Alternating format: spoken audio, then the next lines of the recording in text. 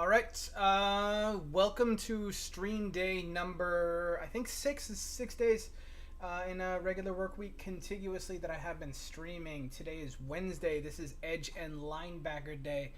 I have four prospects up. I've only scouted one of them previously to this. We're going to start off with Felix, Anudike, Uzomah. Anudike Uzomah, something like that. Uzomah? I don't know. That's what CJ calls himself, Uzomah. Anyway, edge rusher from Kansas State. I have literally never watched him, but I've seen a couple of scouting reports on him, and apparently he's good. I don't know. One thing that surprised me, I don't watch college football at all. One thing that seems to be surprising me here is how many college football teams play 3-4s these days. Like when I was a kid, it didn't happen. There were like two or three. Seem to be a lot of them. This draft seems to be very heavy with 3-4 styled prospects. All throughout it, the most of the edge rushers seem to be 3-4 type dudes. I don't know that this means that they're not going to be able to play in 4-3 systems, but like they're not going to be every down players unless they're able to show that they have certain skills in like coverage and whatever. Generally, I don't like putting your pass rushers out in coverage. I think it's just a dumb thing to do. But like, if your coach thinks he can do it, whatever. Anyway, let's go ahead and take a look.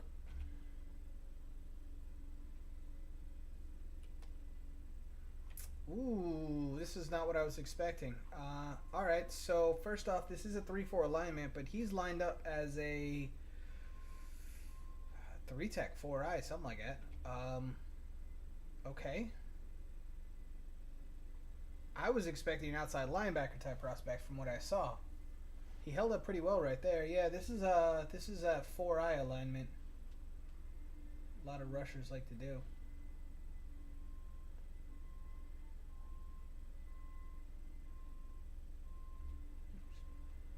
Interesting enough. All right, 3-4 defensive end. Sort of a 5-tech here. Very standard sort of 3-4. I was not expecting to see this. Nice power. Very nice power. Wowzers. Okay. Good long arm. Got the tackle very unsettled with that move. And he's just outside. So this is a 5.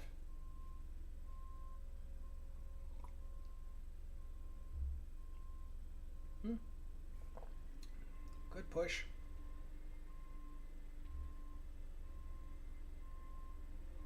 Okay. This is at 7. So pure edge rush. Okay. They're showing 5. Bringing 5. Little stunt twist in the middle. Cool.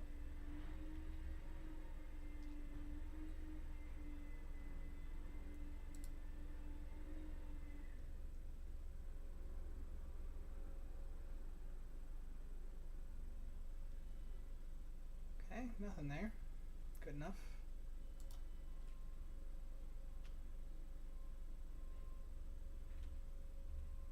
Kind of gets moved there. That's fine.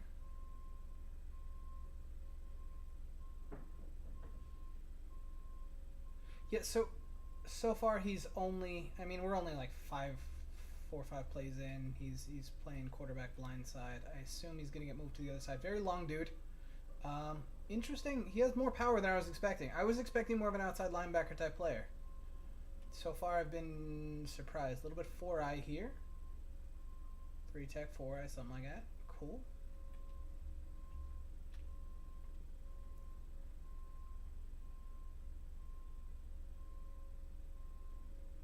It's good off the ball. Not super explosive, but like he gets off the ball well. I like this. I like this. Plays like this. What I like to see from plays like this, weirdly enough, is the effort. He's unblocked, meaning that the offense doesn't feel like it's necessary to block him. He's not unblocked because anybody made a mistake. He's unblocked because the offense simply doesn't feel like he's able to make a play in the time that the play takes. So when a player like this goes unblocked, I'm really I'm excited to see them get in on that, because to me it says that even if the offense is even if the offense gets what it wants, he's still capable of contributing. Make no mistake, the offense wanted him to be unblocked there. That was not a mistake. Good power. All right, he's a different player than I was expecting. He's really... This is a 4-3 edge. This is a 4-3 edge.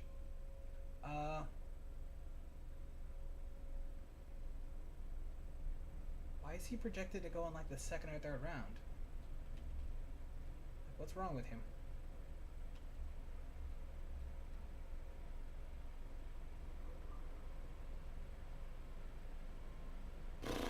That's a lot of power, man.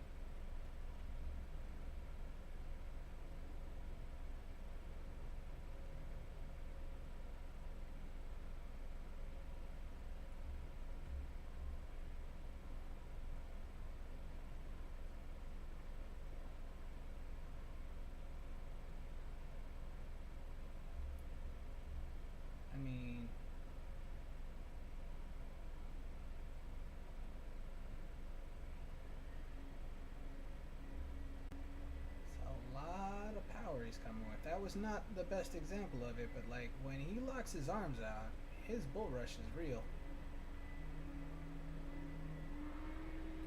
Holding backside contain.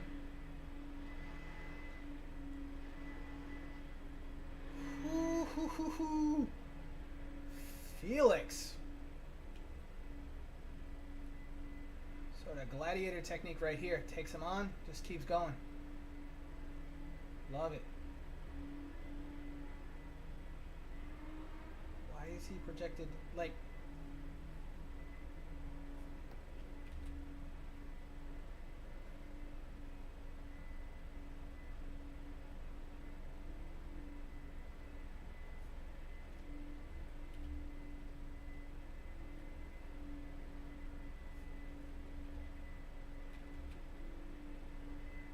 I mean, the tackle's on skates. Tackle comes at him, and he's on skates, and he disengages.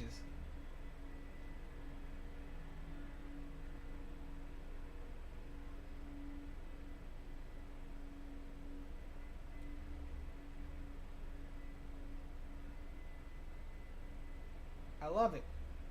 I'm loving this tape.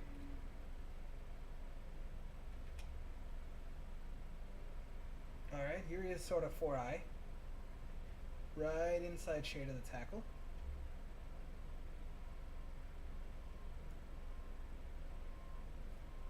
Get some penetration. Like,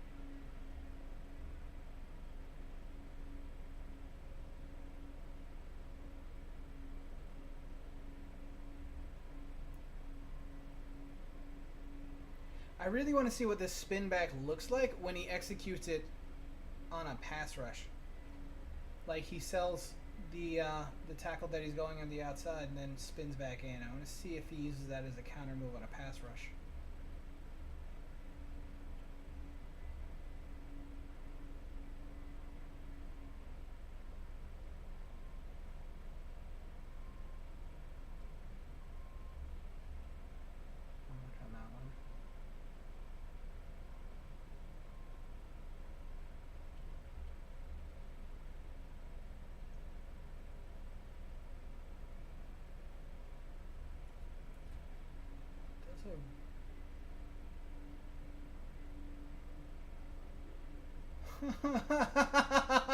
Gives the tackle a little Olay.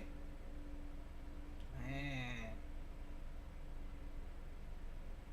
They got him running all over the alignment. They got him running 3-tech, 5-tech, 7-tech.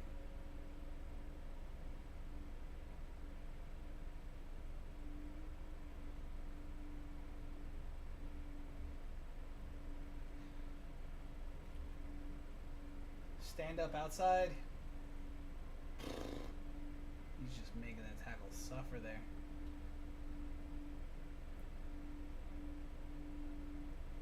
He's just giving them the power. One of these things you saw it a lot on the Kalijah Cansey tape. Some of these like smaller school, Kansas State's obviously not like a small school program, but like some of these smaller school programs, when they have like a single best player along the line, best player anywhere, but usually along the line, like Felix here, or like you saw it on the pit tape with Kalijah Cansey, they just like move him around. Like he's their best player, just give different offensive lineman fits, make the offensive coordinator have to adjust to them, make them have to like change their protections at the line, just make them have to think about the fact that like this is an Alabama caliber player on the other team, and he's just so much better than the offensive lineman that he's going up against. Alabama didn't have a great line last year. He's forcing him to account to it in multiple different ways. I want to see if they deploy him this or in different variations of formations on the next tape. But like I'm really interested to see what's happening right now. Like he's doing some really good things with power. I want to see if he can mix in some speed stuff coming around the edge. Just threaten him in different ways. Right now it's mostly just been power.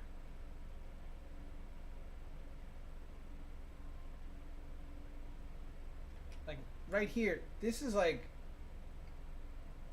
1-tech or 2-eye.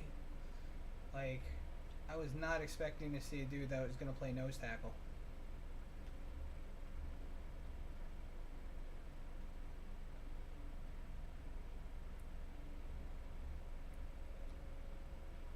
Now he's playing outside the alignment in a 5. They brought the tight end across just to chip him. Not to chip him, sorry, to crack him.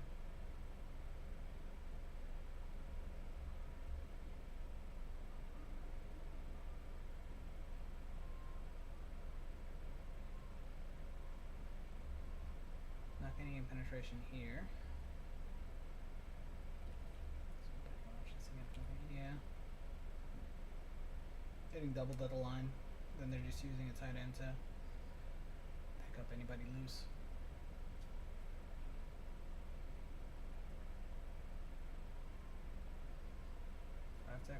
Ooh. Is that on purpose? Yeah, it was. He was always getting to the second level, and they were going to crack him with the tight end again. Cut him low. You want to see him take on that with a little bit better technique. If he sprawls out, uses his hands, he stays on his feet. He kind of does that, but he just gets taken out of the play there.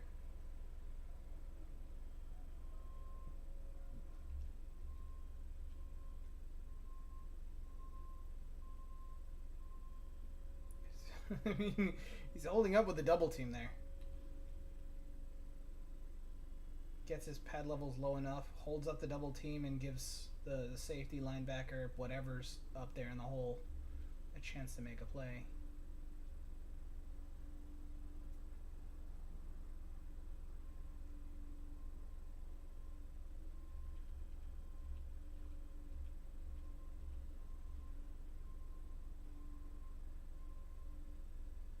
Ooh, hoo, hoo. Like that.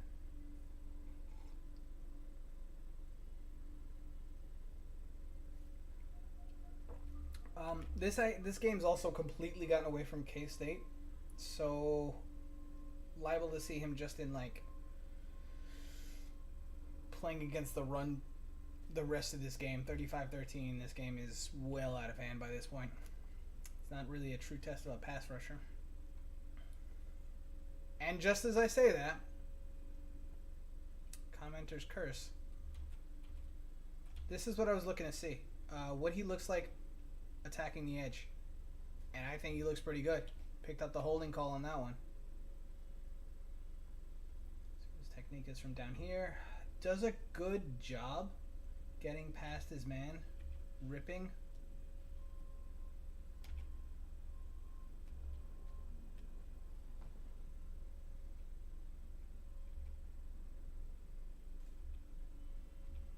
He shows him two hands and then rips down. Tackles completely out of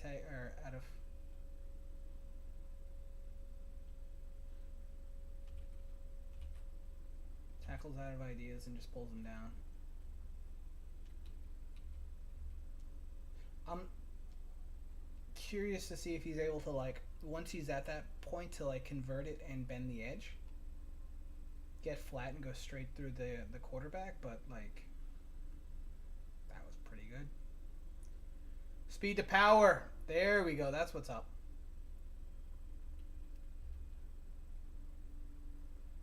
After like the last rep, he just completely crushed him on the outside. Tackle, maybe even oversets. Scares the crap out of him. And then just flattens out. And bull rushes. Speed to power.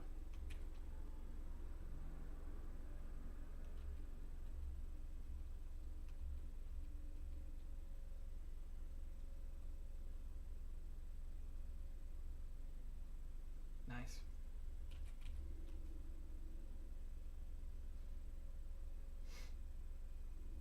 Good job by the tackle.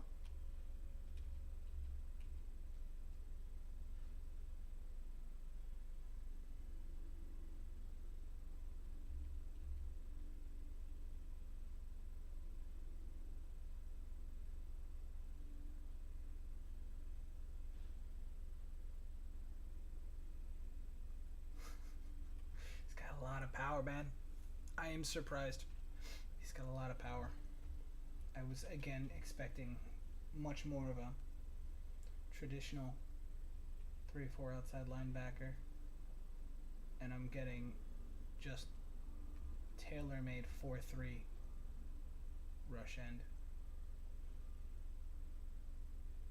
He's capable of doing both power and some speed.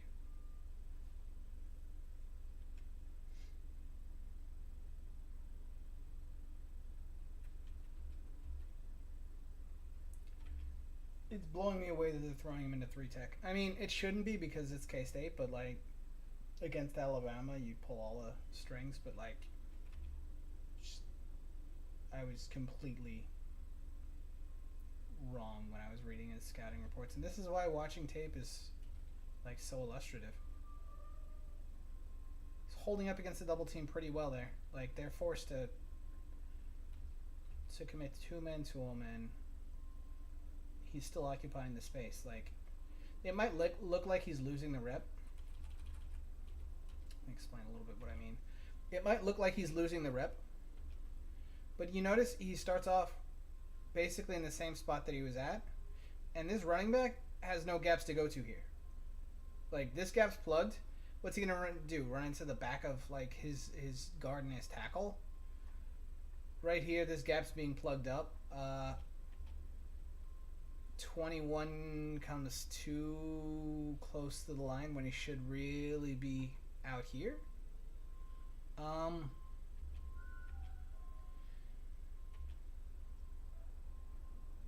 Yeah, that causes problems. 21 really is what gives up the edge. But like, back to what I was saying a second ago, like, it might look like he's losing the rep, but we're talking 1, 2, 3, 4, 5 defenders or 5 blockers are up here committed to 2 defenders.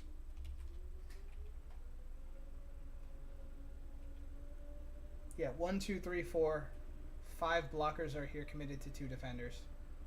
If 21 is out here and he forces the running back inside, like, instead of giving up the edge, that's a completely different play.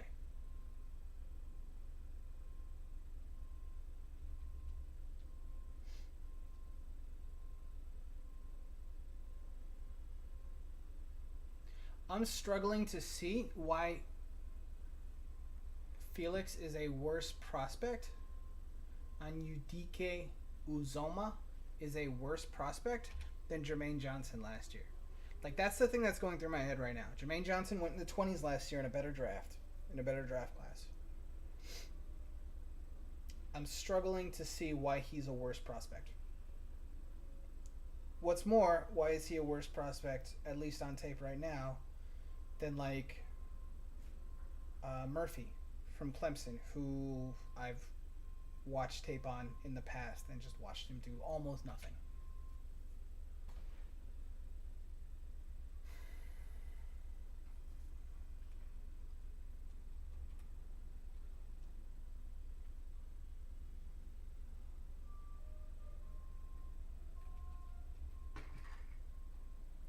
Obviously, we're like maybe 2 weeks from the combine, so these guys' measurables will come out.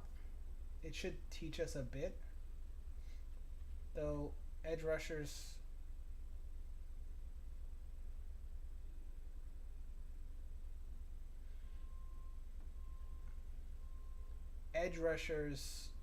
don't usually give us a ton in terms of like really valuable measurables. I mean, the only time an edge rusher does something is when they like super explode. Like last year with Trayvon Walker, turns out he was an absolute freak of all freaks, running 4.5 at running a 4.5 40 at like 275 pounds, jumping out of the gym and just genuinely being a freak of all freaks of nature. Most of them are within some kind of range. If he ends up at a RAS score somewhere over 9, I would really have a hard time understanding why he isn't a consensus first round pick. Anyway, game number 2, I want to see a little bit more speed to power, a little bit more speed setting up his power. Last game, it felt like for 2.5 quarters it was only power, and then we saw a little bit of speed to power, a little bit of speed towards the end of the game, but like the game was well out of hand by that point.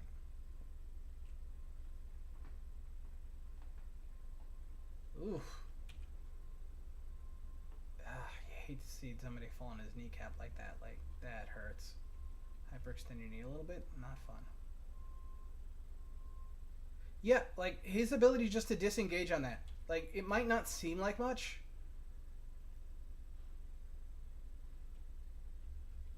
but yeah, it might not seem like much, but it shows a lot of power, a lot of ability to body control, or to control your body. Like,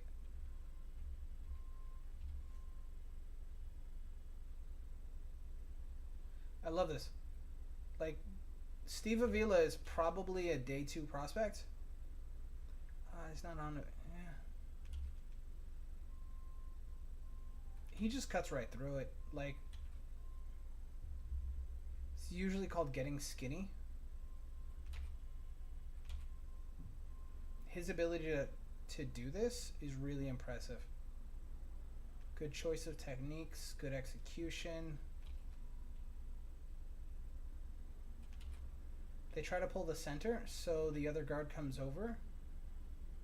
I think this is Avila. The other guard comes over to help out, and he's just too late. Felix makes him wrong. Rushing inside again, and just he's destroying him. Like, this is 2 in a row where like he clearly sees. TC is a very good zone blocking team. He clearly sees that he's just faster than his tackle. He's making this tackle wrong every single time when he's trying to reach block him. And he just fights through the contact right here, through 2 men, and affects the pass. Unfortunately, Duggan, I mean, I don't think Duggan's a very good quarterback, but like, he doesn't allow himself to get affected by the rush and just delivers a strike, but like, that's about as good as you can ask for in terms of pressure. Oof, that wasn't a good one. What happened here? Oh, okay.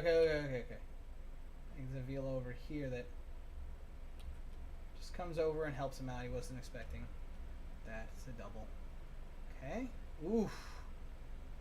Man, they are getting back at him. Jeez. It's retribution right here. They're helping out, and then that tackle is just being nasty. Alright.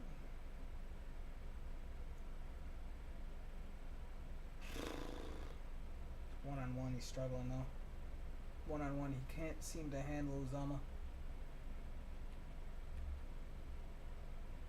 Good rep by him there, but not amazing.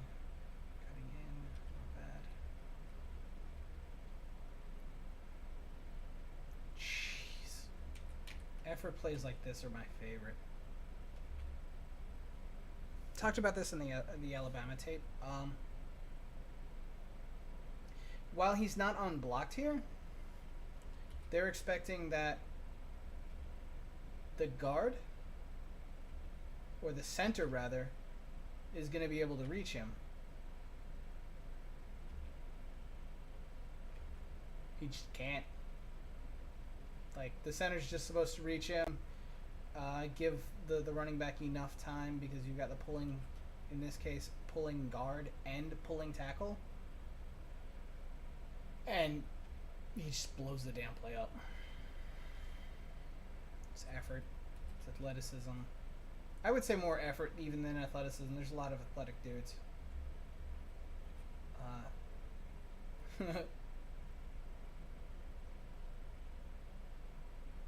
I like this. Knock down. Gets up. Still tries to do something. Doesn't lay there. Doesn't get up slow. Good zone block.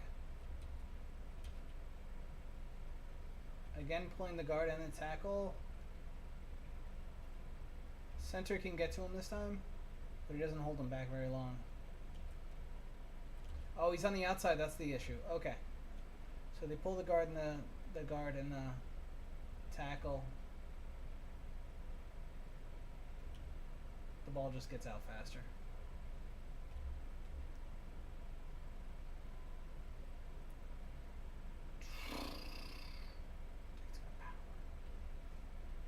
Power. Straight through. Love it.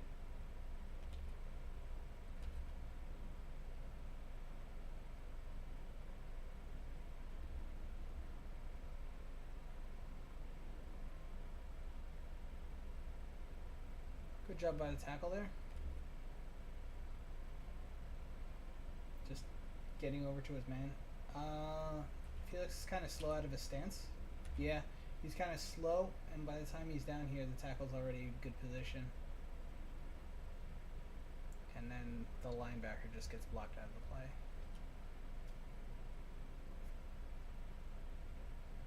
Nice recognition. Very nice recognition on this play. Comes in, makes the play.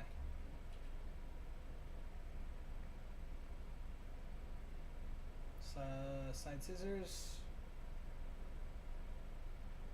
Max Duggan doing some Max Duggan-y stuff. Your boy Quentin Johnson wide open over the middle. Let's just let him get 20 yards. Nah, I'm good. I'm going to wait for the window to close and then throw into 4 defenders.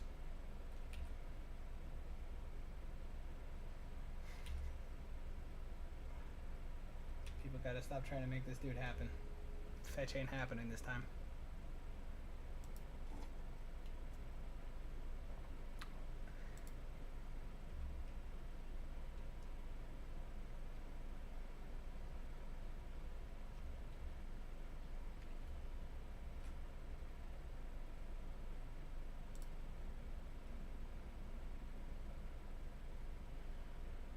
Yeah, he hasn't had the opportunity to like just straight pass rush much. It seems like K-State's always behind.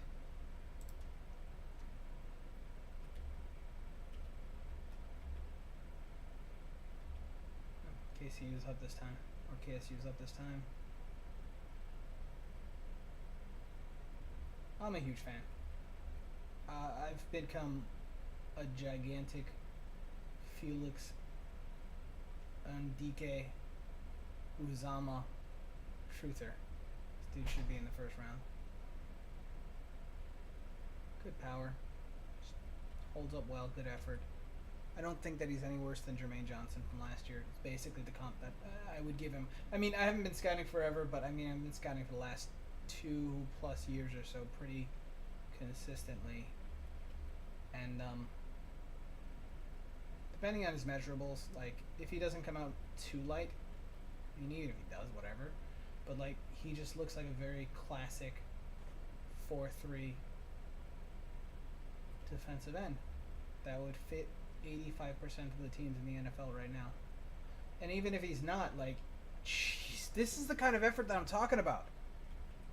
Like, he's unblocked. This is another one of the plays. This was in the Alabama tape a couple times. This was earlier in the TCU tape. He's unblocked. And I mean that to say he's unblocked on purpose. The offense is specifically not blocking him because they don't think that his position should be a factor on this play. It's hustle, it's effort that gets him there.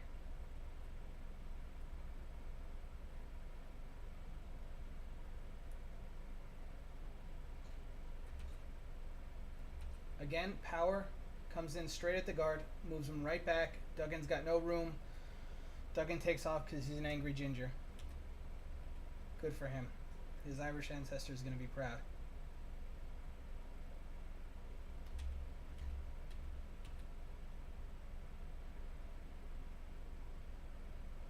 I mean, like, what else can you say? It's a 3-man line. He sheds his blocker and makes the run stuff. He just sheds him. He just waits. Like, the tackle's helpless. Like, you see this immediately and you think, all right, so the tackle has what he wants, but he doesn't because Felix gets to press out his arms. Like, he's now in control. The tackle is got 1 foot on the ground. He's backed up against the defensive tackle. Felix just sheds him and makes the play. Like, that's what you want to see out of your defensive end prospects. You want to see a level of control and dominance over the offensive tackle. You want to see him be able to establish a presence. Right here, they're doubling him. I don't expect to see a whole lot when he's being doubled.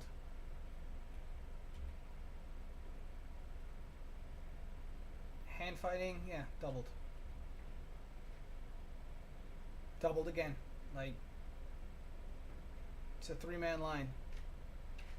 Probably should be a hold here. We'll see it again in a second. How this isn't a hold, I will never understand. I've seen multiple plays like this. Like, he's got him around the neck and holding him from behind. And somehow that's not 10 yards. Okay. Whatever.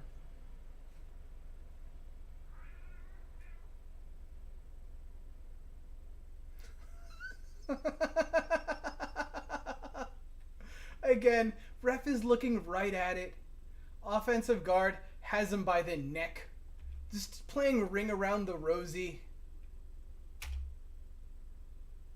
Hold? Nah, it's alright. TCU's down 3 touchdowns. Let them. No, they're only down 11 right here. I don't. Whatever, man.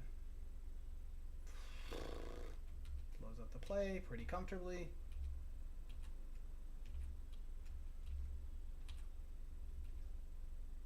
Like,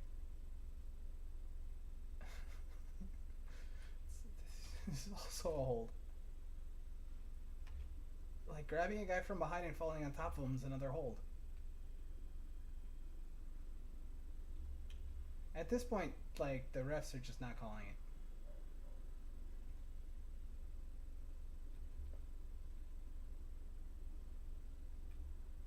Tripled. Doubled.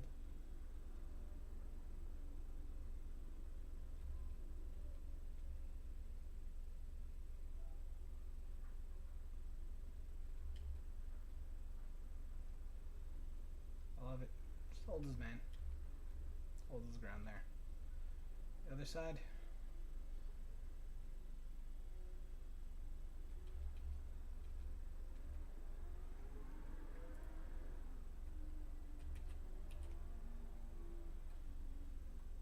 just, I love seeing this kind of effort.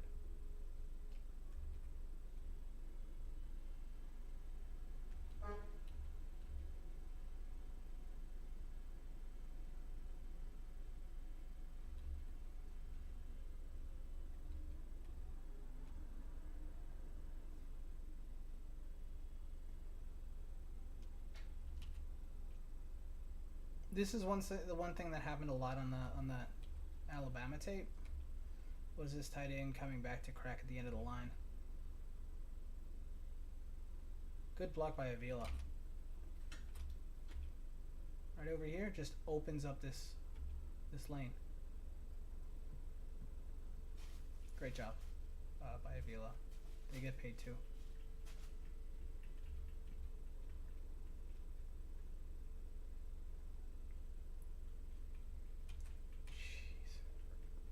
Linebacker work is so bad for K-State.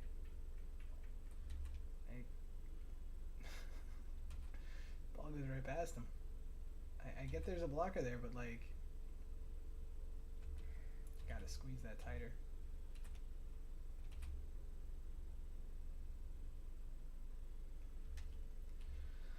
All right.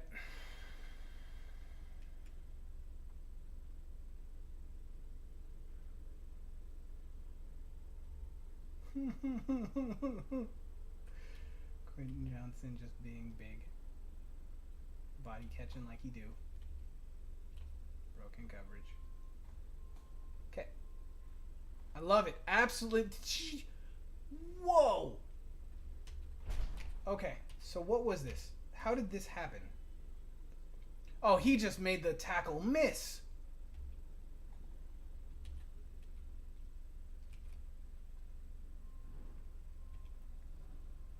Okay, so it's a tackle guard combo block. Was this guard always going to the second level? I guess so. Tackle just whiffed. What made him do this? I mean, did he just look like he was setting to the outside and the tackle just read it wrong? I don't see any like special little jukes or anything. I might be completely wrong, but maybe the guard was supposed to slow him up to make it easier for the tackle. The tackle just misses, and then before you know it, boy's in the backfield.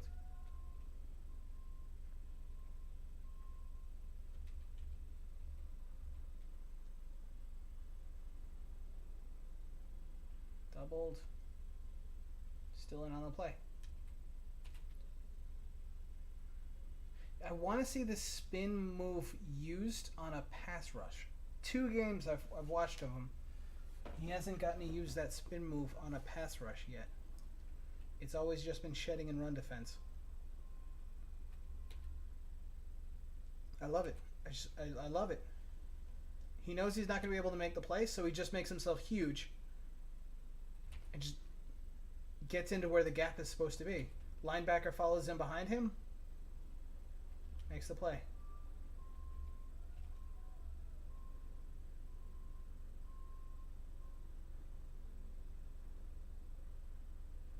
Chases down from behind. Chases down the screen, tight end screen maybe from behind. Effort.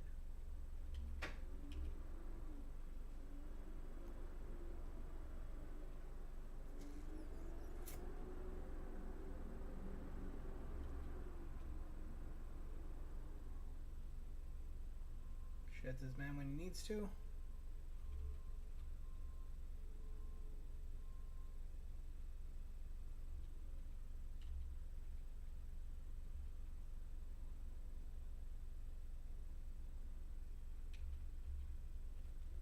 Tackle wins this one.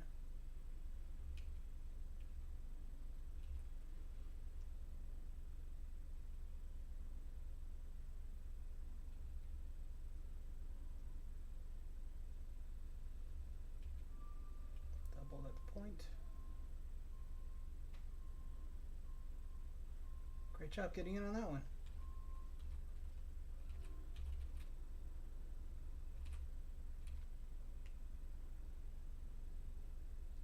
Just right around the tackle.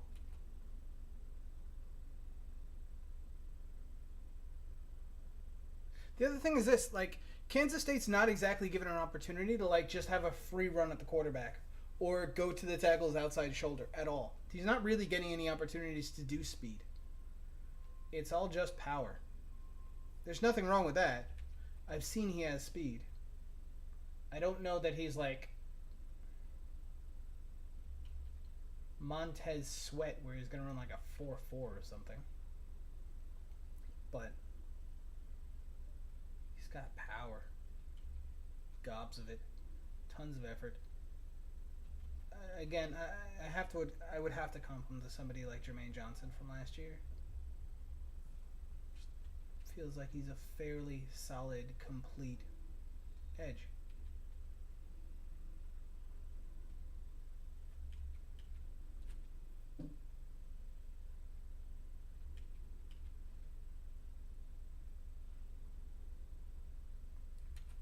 Love it. Gets in there.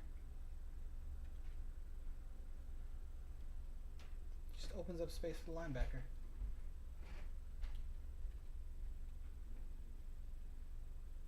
Stands him up, makes the play.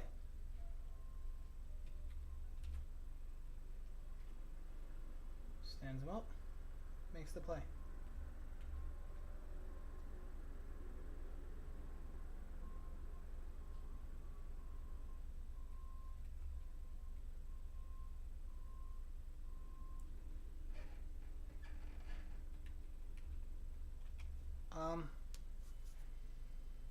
Felix, Anudike, Uzomah. I might want to come back to watch some more of his tape. I love the effort. I love his technique.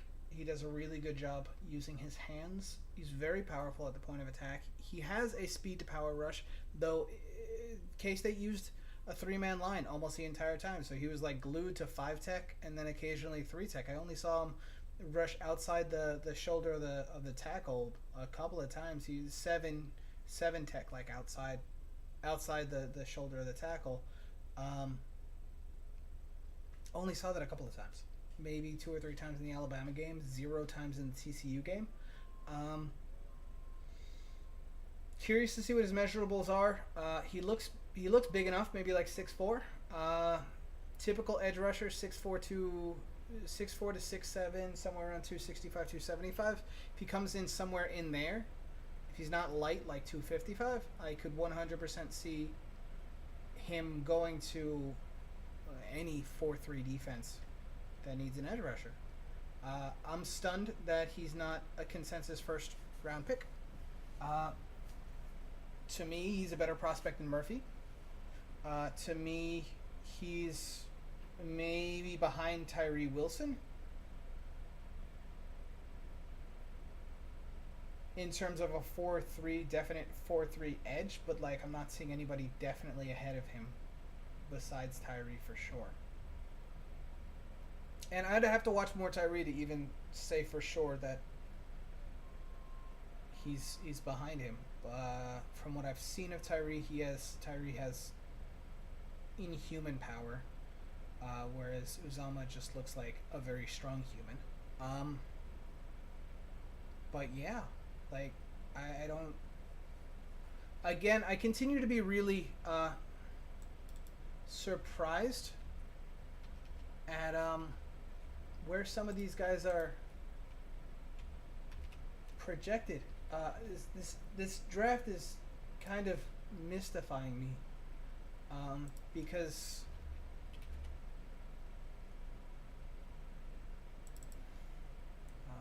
what is his name? His name is.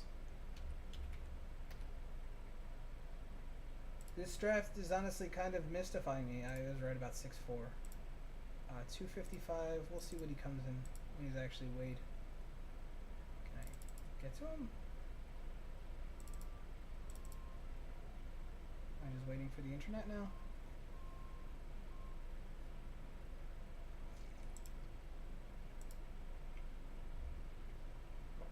Yeah, he's projected in the second round, 46th best prospect, 9th best edge rusher. I continue to be a bit surprised at the way that this this whole draft system is working out. I haven't watched Will McDonald yet. I haven't watched Zach Harrison yet. B.J. Thompson I saw at Shrine.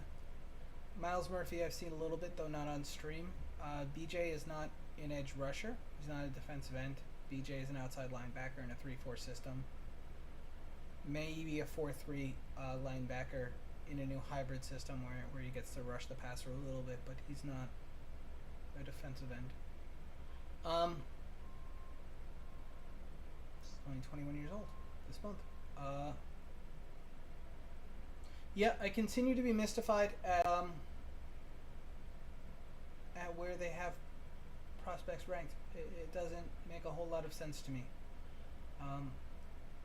He seems very much like a first-round defensive end to me. Crazy that he's even considered in the second round at this point. To say nothing of the fact that it's like the middle of the second round. See some movement on him maybe, back end of the first round, and go from there. In the meantime, let's head over. We've got Isaiah Foskey. Isaiah Foskey I've heard a little bit about. Again, whatever I heard about him before is clearly wrong on whatever I'd seen about Felix. So let's see what's to be done about Isaiah.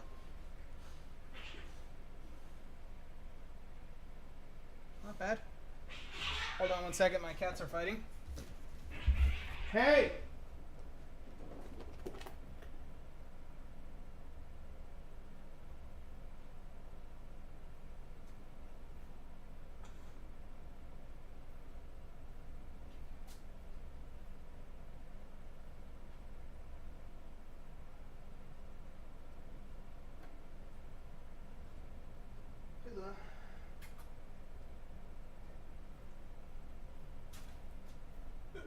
All right, back to work. Isaiah Foskey, where are we?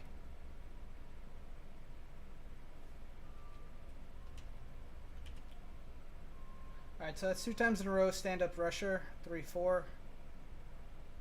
Can make the play there, but man, 56 came in rude. Rude.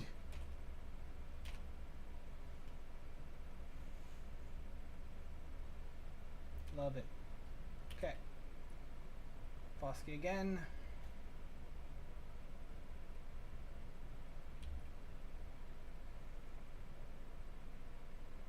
Good job by the tight end, or yeah, I guess this is the tight end here. Just like smashing him. Just ruining his pass rush plan.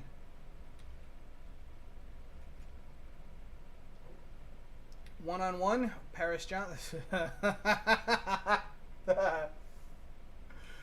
Oh. Boom. Yeah, I like weird stuff. That's funny. Rushing from the other side against Dewan. Okay. Not much there.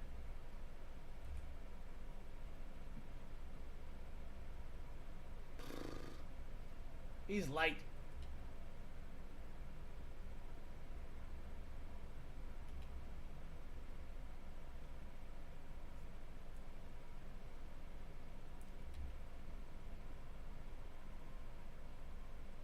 I mean, like, what can you say? Like, the tight end's kind of working him here.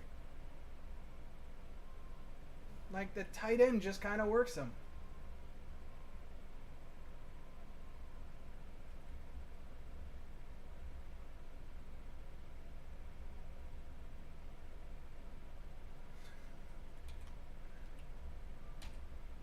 I get, or I'm not gonna go too deep into this. I get that like people really liked DeJuan Jones in terms of like his size and his power and him just like beating the crap out of people in Oklahoma drills at the Senior Bowl. That's a fat man splash right there. We've already seen that Foskey struggles a bit in terms of like his power. But I mean, This footwork, dude.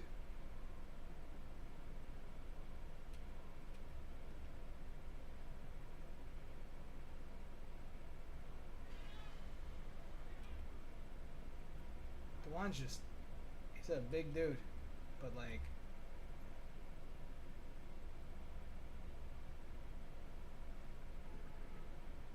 Foskey's got some effort. He's bursty. He's very bursty.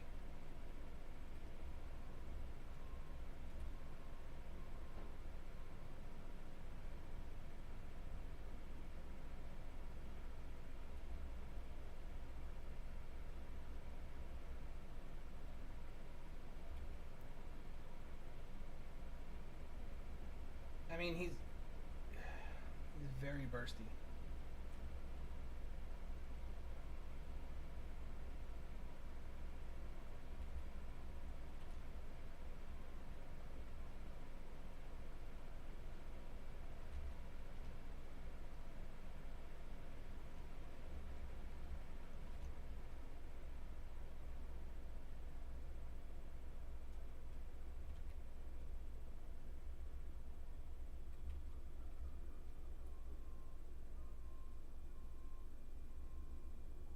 Yeah, I know, right?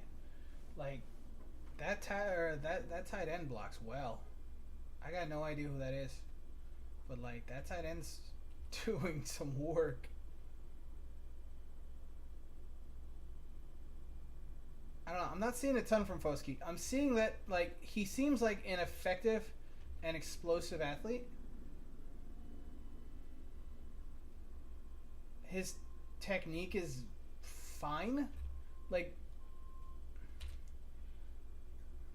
I'm curious to see what he looks like against another tackle. Yeah, I do too.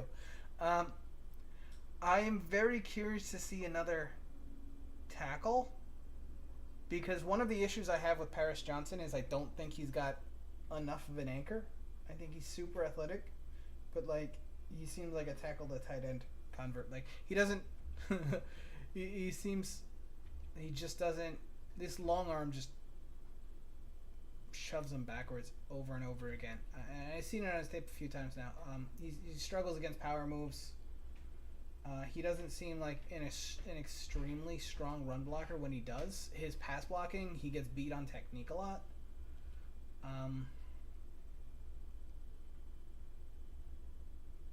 Foskey, though, is real light, man.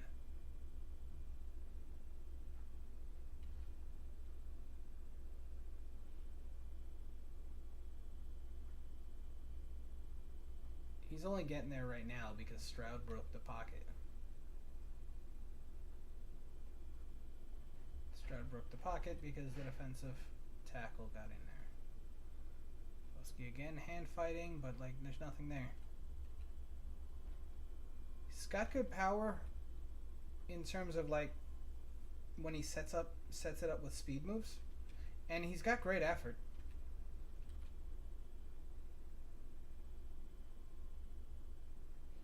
He's the kind of dude I want to see more in linebacker drills. Because I don't think he's going to be able to be a full-time edge at the next level.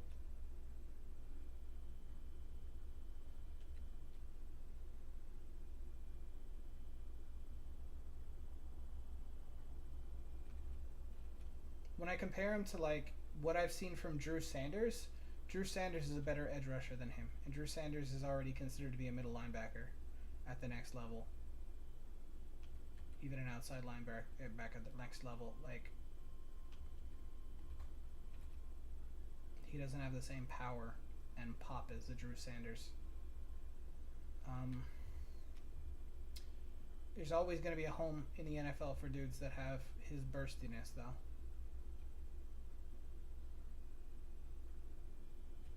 Can't disengage. Paris Johnson, still first round pick. DeJuan Jones, maybe a second round pick.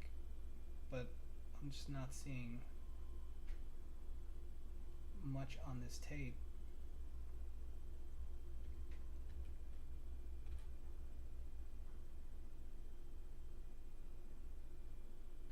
Like, 34 is a fullback, tight end, whatever, and he gets blown 8 yards back.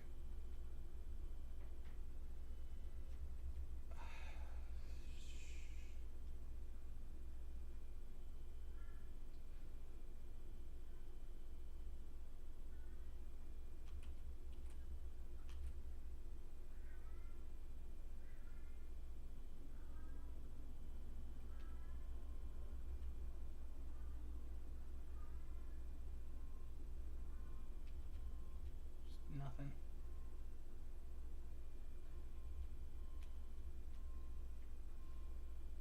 This is Ohio State. This is the best you're going to get in terms of college football.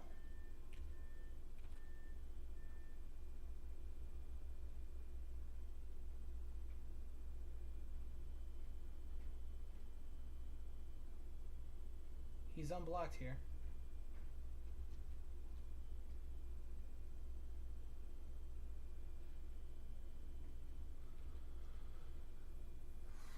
Oh, I did. I'm so bad at this. I always forget to change the name. I am so bad at this. Alright. Sorry about that.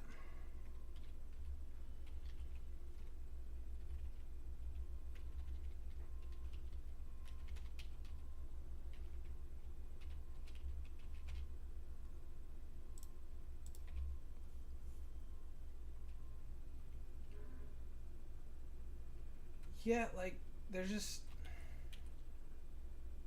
He doesn't even, like... He can't disengage at all. He can't turn this back in.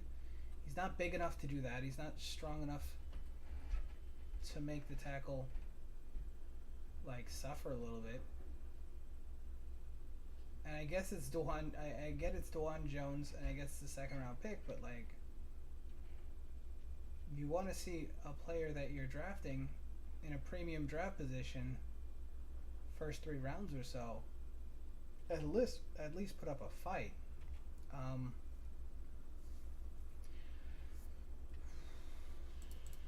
Give me a second. Did I? Tools. Playlist. Somehow I don't have Foskey's second tape. Alright, well, to be honest with you, there wasn't a whole lot that I liked there. We're going to move on to one of my absolute favorites in this draft. That is DeMarvion Overshown.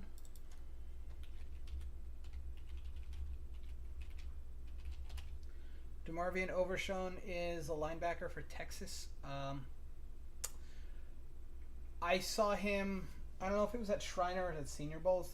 Those two are blended in my head. He's popped on the tape when I watched a couple of the other Texas players. He popped on this tape when I was watching Alabama against Texas, because he just keeps showing up. He's just a freaky athletic linebacker, and I have no idea why the dude doesn't have more hype around him. He's just so fast. Like, he's just right in the hole immediately.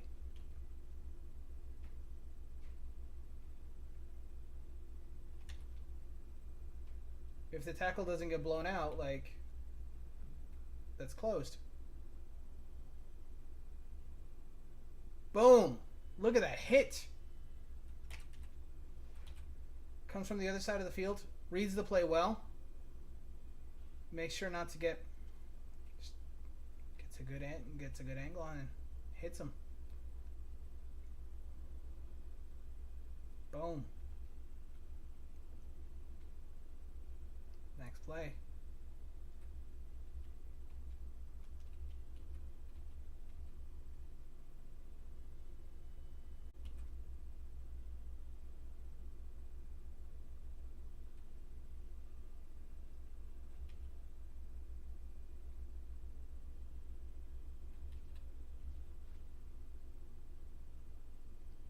Edge rusher. Wile E. Coyote. Stop move. Stop.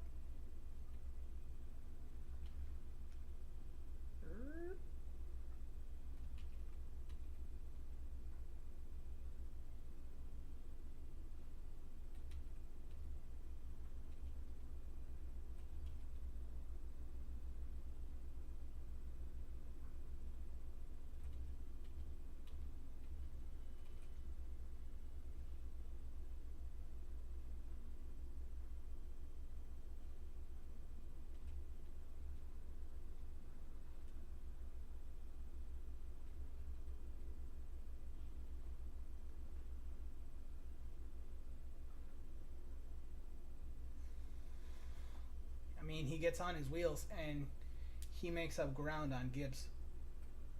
Like, he doesn't get there, but he's coming from the other side of the field.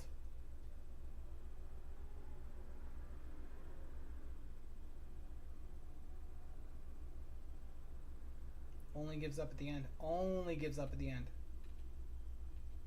Guess this isn't Gibbs, but still. Patiently waits. Close up this gap. Good.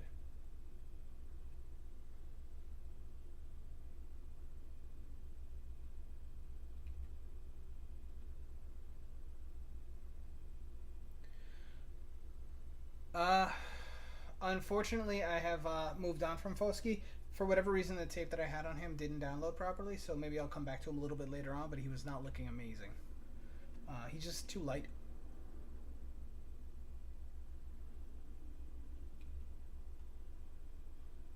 Just getting washed out too often.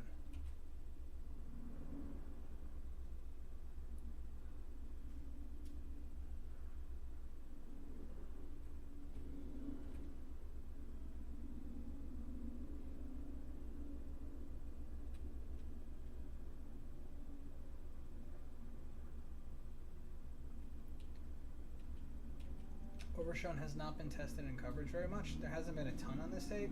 Although I do have to say, for a dude that's not an edge rusher, I like this move. Just jumps 3 gaps. Gets in there.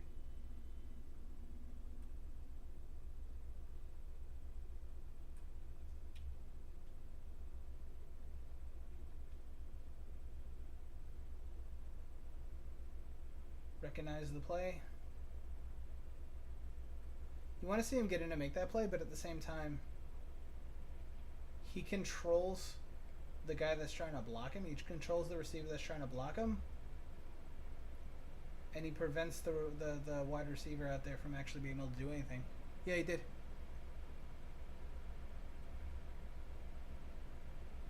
.41 here, yeah. I remember seeing this on tape. What do you guys think about this? Like, I remember seeing this one on tape, and just so you know, I'm not like the world's biggest fan of Bryce Young, but like they're showing 1, 2, 3, 4, 5 men at the line, and they've got 5, 6, 7 blocking.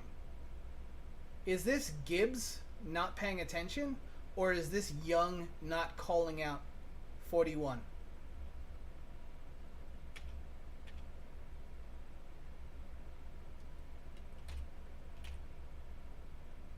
Because, like, dude, you got 7 in to block.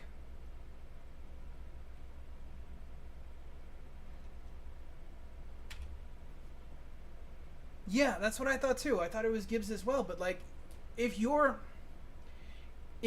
Bryce Young, aren't you at least pointing at that and making sure that your linebacker or that your running back's on the same spot as you? I know that pass protection is like always for the running back is like inside out. So, like, Gibbs should be taking that, but I don't know. It's very poor.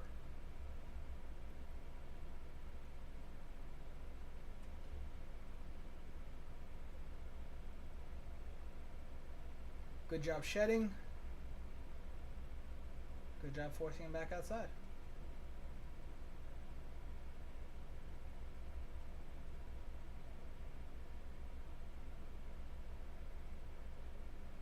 Yeah, it was. I like Overshown a lot. I'm a huge fan. He's somebody that popped on the tape for me a few times when I watched. I've seen this. Honestly, I have seen this Alabama-Texas game maybe 6 times.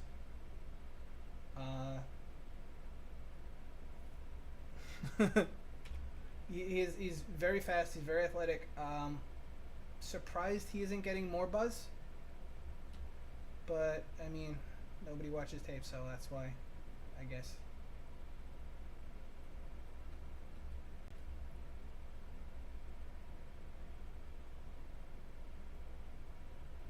Beautiful.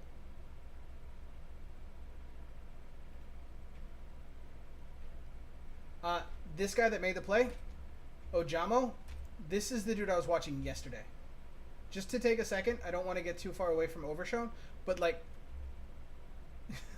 I love this dude.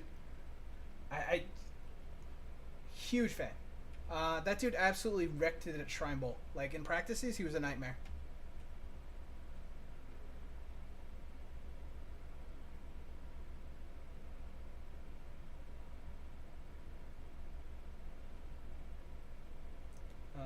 This was a very good throw by Bryce Young, in my opinion. But he should have taken a second before he threw this ball, reset his feet, and then let it go. Because look how much space he has now. Instead, he lets it go. The receiver should have come up with that, but like, Bryce Young should just reset his feet. Make an easier throw.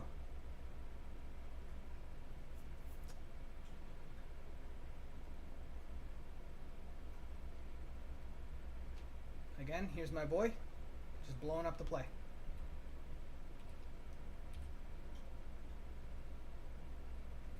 Huge fan of Uzomah too.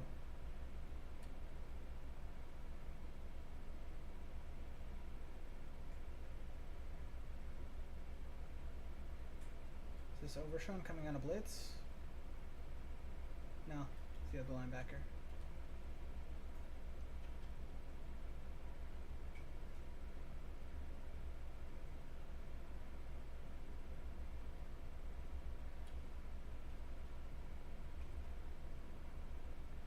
Look at this. This is Uzomah. Playing 7. This guy's 295 pounds. He's playing 5 tech, 7 tech, something like that. Right outside the outside shoulder of the tackle. Boom. One move, right in. Like, I wasn't kidding. This is like one of my favorite prospects in the draft right now.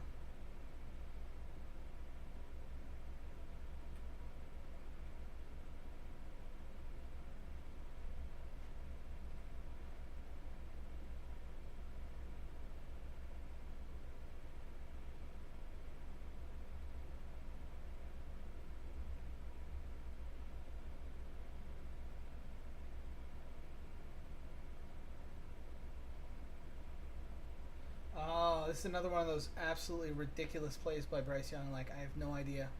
This isn't a safety somehow. Somehow this isn't a safety. Terrible.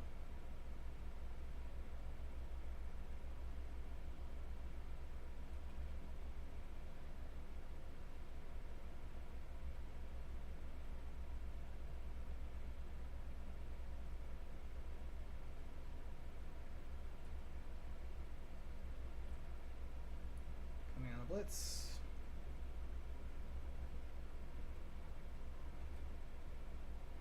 Outside linebacker. Is he blitzing here? Yep.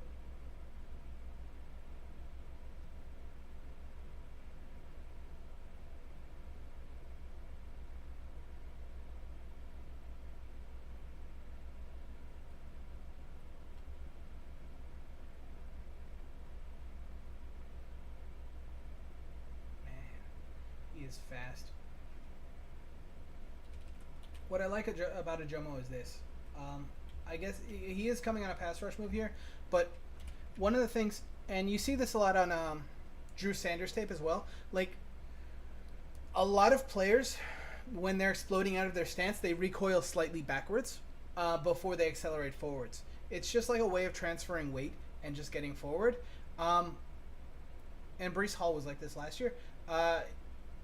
When you see somebody move forward like a Tesla, that's how I always compare it, like a Tesla. Like, it's like instant acceleration going straight forward. No recoil backwards, straight forward. Does he get here? No. Is he a good pass rusher? No. But the fact that he's able to accelerate 0 to 2 steps in like half a breath is amazing. I like I like players who move like that. Great job shedding the block. Great job stuffing the run.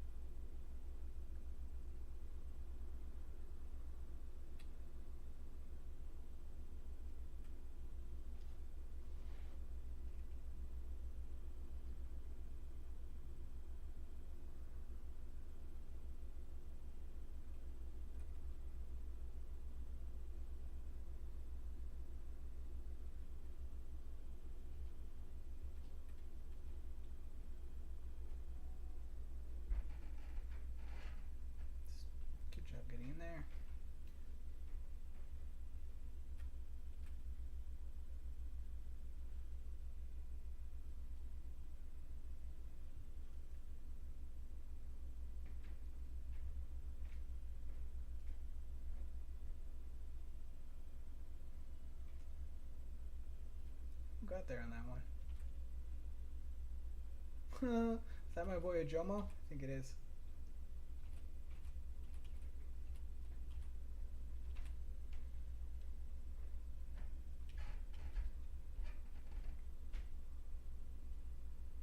Oh, it's not. It's 95.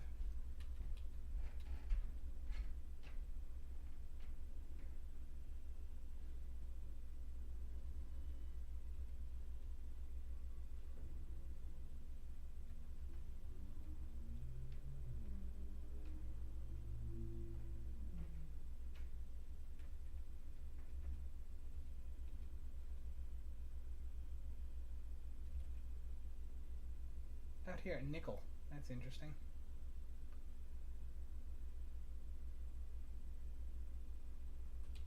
Like just the ground he's able to make up from all the way back here on the 2.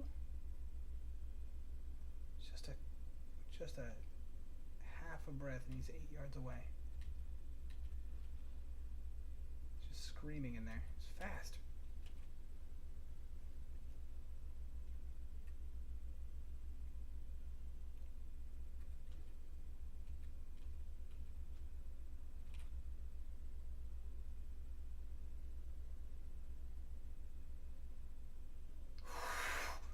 Jesus, the hit he puts on him. Delayed blitz, I guess. Bam! Fuck me. Damn it. I cursed. But like, the hit that he puts on him. Oof. Just takes him off his feet.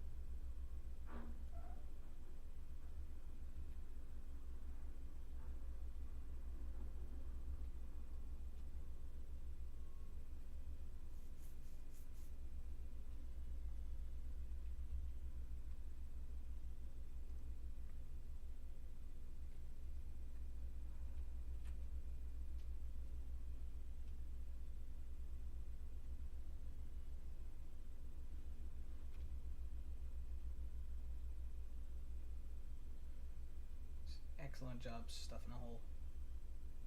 Out of cornerback right here. What is up with this?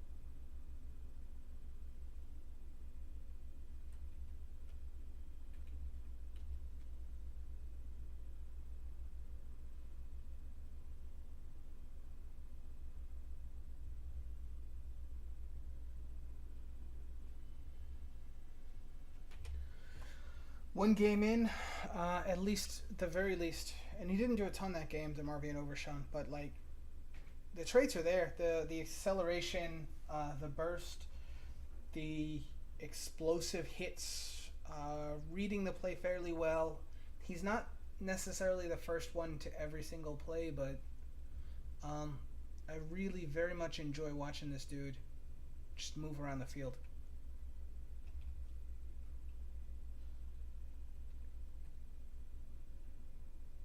Love it. Just take it on the block. He took on the block, and he met him in the hole. He didn't get any help. You'd like to see 18 over here hold up a little bit better against the tight end. Pulling guard. Still, good job. I love it. Oh my God. Just a reckless disregard for your own body. How do you not love that out of linebacker play? Oof.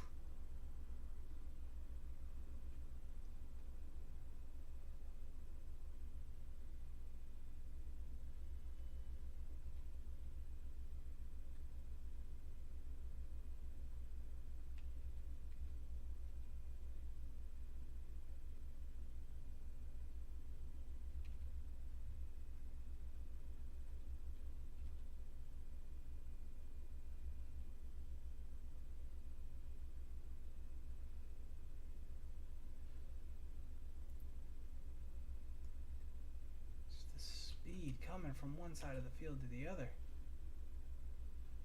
Jeez.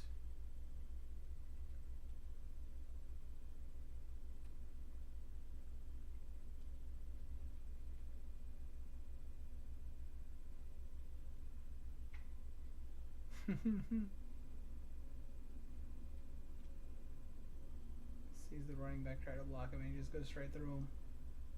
Ah, actually no. Running back held his ground. Give him credit.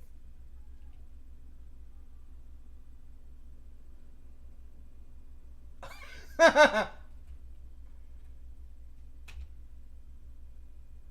right.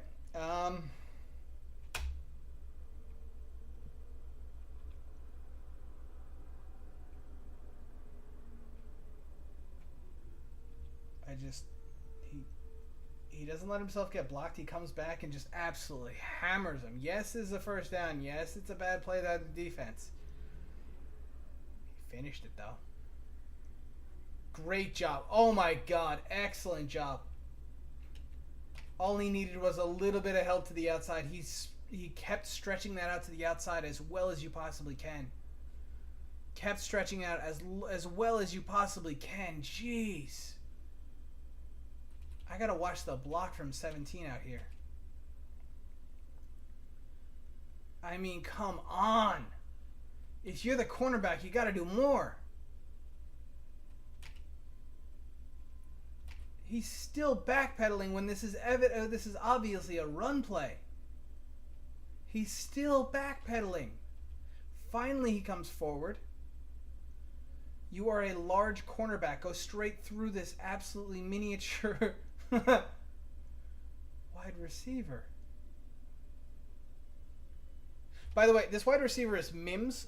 He's a prospect I scouted last week on wide receiver day. I think that was last Thursday.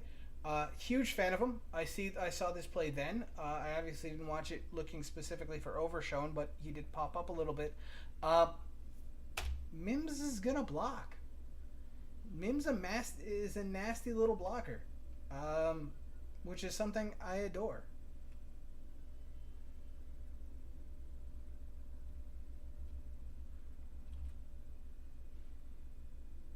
Something I absolutely adore.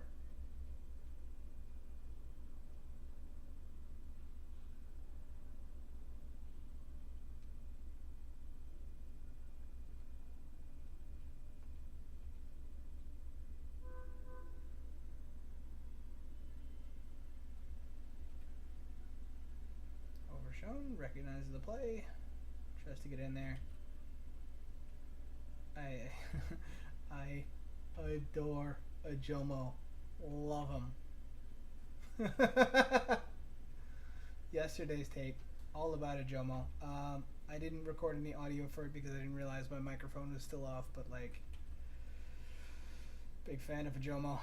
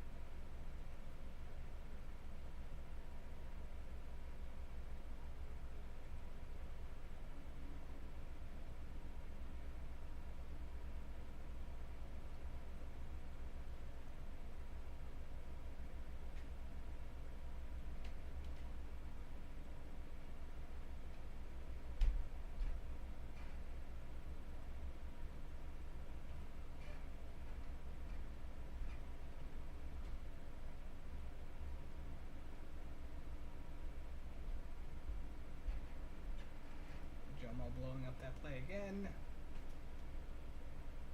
I hate looking at two guys when I'm scouting, but like every single time Uzomah jumps out.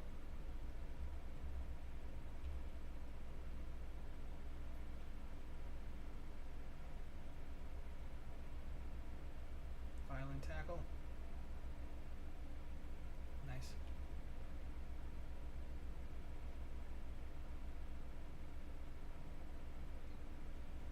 Good job shedding.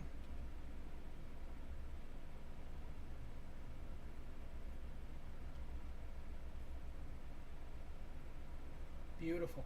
Excellent job just waiting on that play. Excellent job just waiting on that play and making it. Good tackle.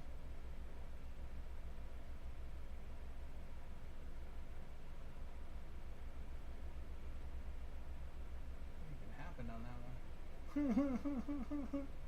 Whoever 16 is. Oh, that's my Luna. That's my girl. This is my cat, Luna.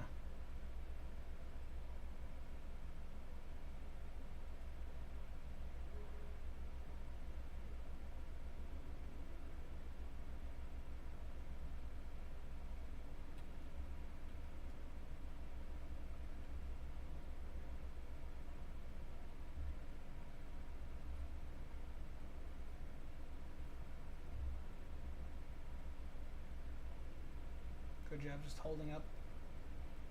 He got tossed to the ground in the end, but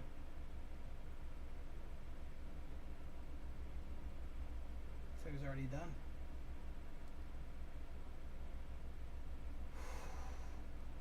Whoever 22 is, good blocks. 2 reps in a row. Just kicked out the linebacker twice. Overshown got absolutely mean mugged. Doesn't show it.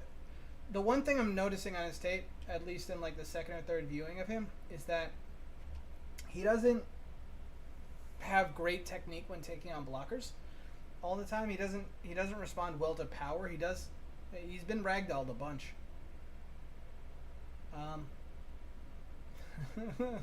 Worst play ever. Seen this play 75 times now. Never get tired of it.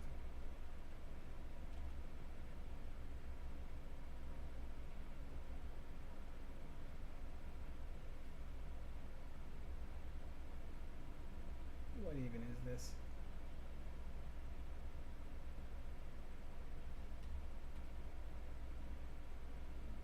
Overshown. Chasing a play from behind.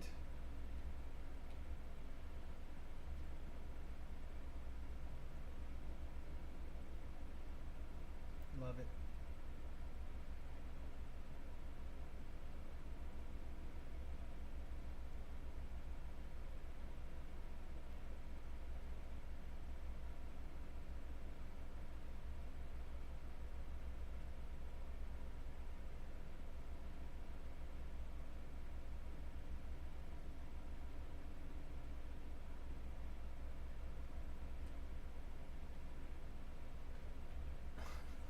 This is definitely not Overshown that they're highlighting there.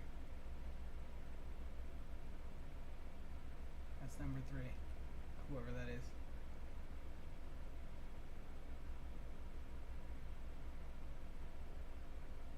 Waits on this play on the edge, forces the quarterback to commit to running, and then just lets his buddies make the tackle.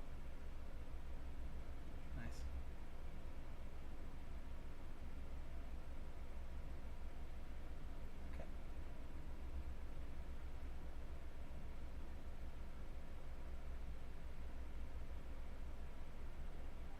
Beautiful.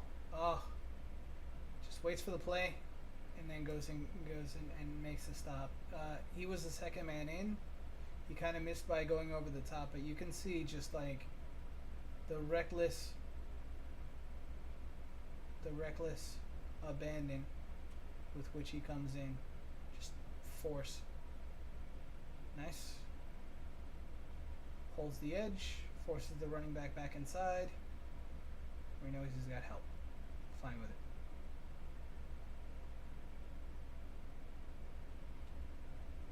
Is my boy here? Yeah, it is. It's Uzomah that just blew that play up. Ooh, did he get his hands on that? He might have.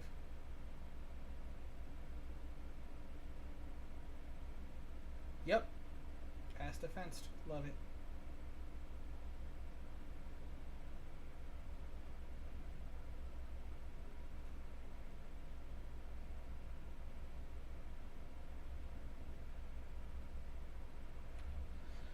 Okay. DeMarvion Overshown. He's athletic. He's fast. He's reckless when it comes to hits. I love it. He throws his body around. He's willing to get inside and inside of run stuff. He gets bullied a little bit. He's going to have to get a little bit stronger at the next level. He's definitely going to have to clean up his technique when taking on blocks from bigger players. Linebackers have it so tough these days because you have to be able to play good or play well in coverage. You have to be able to rush the passer a little bit. You have to be able to traditionally run stuff. It's just a very difficult job these days. Right now, Overshown is projected somewhere in like day 3. I think he's definitely better than a day 3 prospect. Athletically, he's going to be up there with most of the linebackers that have gone in the last couple of years. I wouldn't be surprised if he goes to the combine and runs sub 4.5. He's very bursty. He's very aggressive. The one thing that I really liked about him, as opposed to some of the other linebackers that I've scouted so far, is his willingness to be responsible. You saw a lot of times he didn't commit and overrun plays very often. He knew when to take on the block that he had to push the play back inside. And that's going to be a trait that is desirable at the next level. He's just going to do his job a lot. I'm curious where he's going to play. If it's going to be an inside linebacker or in a traditional 4-3 outside linebacker kind of role where he's expected to chase and tackle. These days, like I said, linebackers have so many different hats that they have to wear that it's going to have to do with like how a coaching staff feels like they can teach him. Because athletically, I think he's going to be up there with any linebacker that's come out in the last couple of years or so. I don't know that he's Micah Parsons, who ran like 4.3, but like his acceleration is exceptional. He doesn't have any pass rush moves, which is, it is what it is. You don't come to the NFL as a fully formed prospect unless you are an elite guy. Now we're going to move on to Noah Sewell. Noah Sewell is, we'll see what he is in a second. I'm going to take a break, warm up my coffee. I'll be right back. And then we'll get into Noah Sewell. Let's go ahead and change the name now.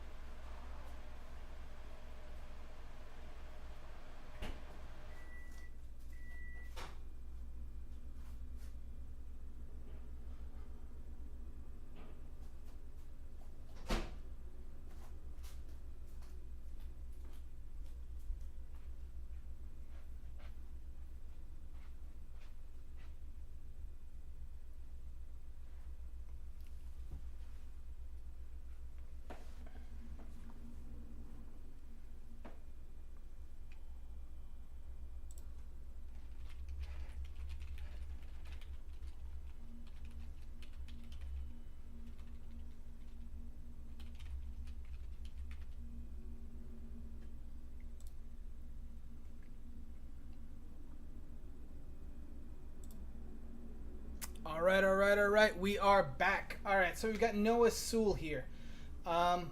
Noah Sewell, who is related to a better football player, I think.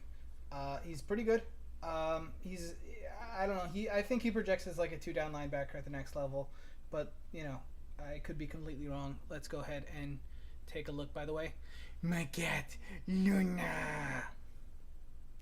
Noah Sewell hype begins. All right, so what am I seeing? Okay, not a bad job. He kept clean there. Just scraped along the line. Saw if he could do something to help out. Followed the guard. Not bad. Just doing his job.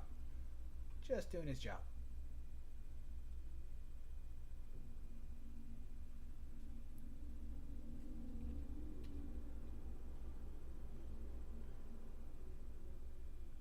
All right, what do I like about him so far?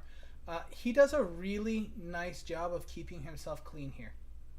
He approaches the tight end, gives him his hands, waits for the play to develop. Does a nice job just plugging a hole. Like, this is old school linebacker type stuff. Like,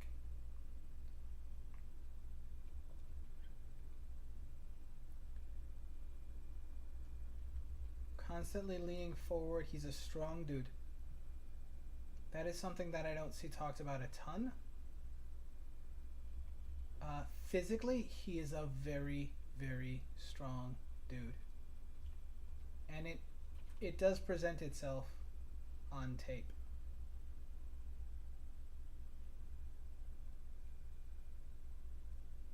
What happened here? Oof.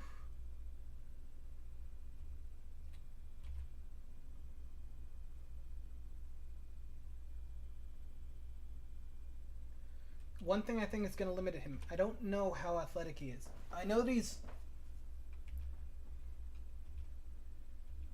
that he is very good coming downhill, going forward.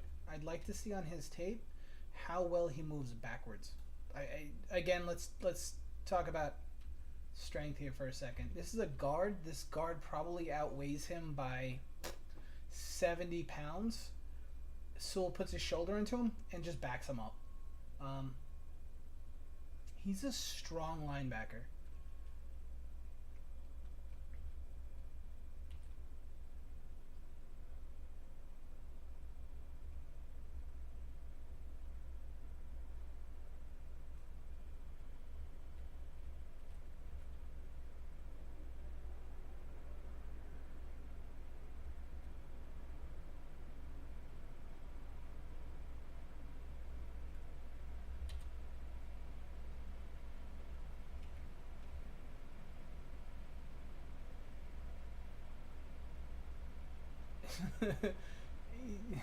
He's not as big as he's clearly not as big as like Leo Chanel last year, but he has the same sort of like shocking a guard with his power kind of strength.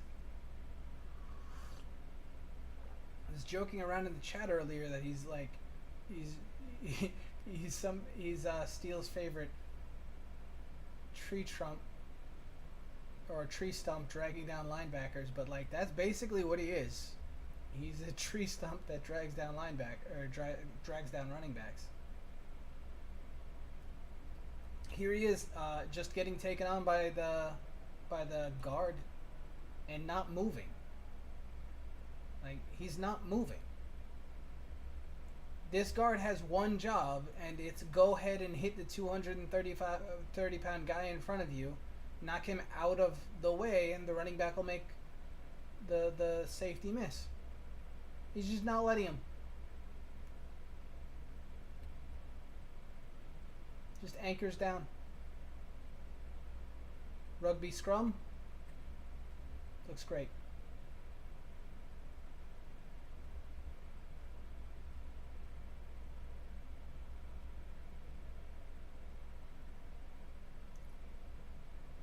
Gets a blocker in front of him, shoves the blocker onto the pile. He is a strong dude. He is a really strong dude.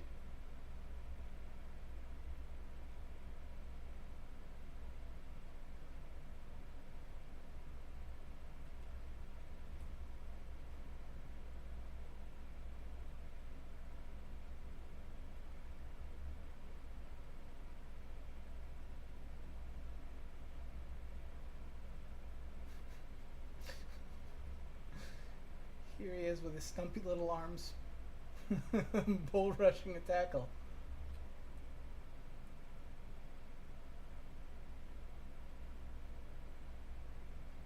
And this is where I worry about him at the next level. There's no makeup speed. He's not... He doesn't have another gear. First step, second step, he's already up to about as fast as he's gonna get, and then he just looks like a... He just looks like an out-of-weight dad chasing down somebody that snatched his wife's purse. Not getting there. It's not... His side-to-side agility, his going forward, his moving backwards, everything that's not bench pressing a guard just looks tough.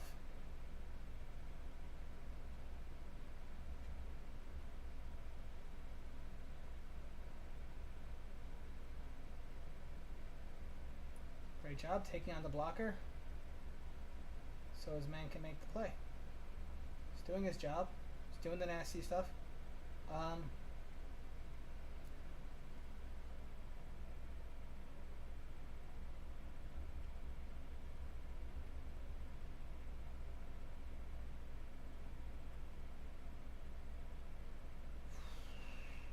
Good tackle.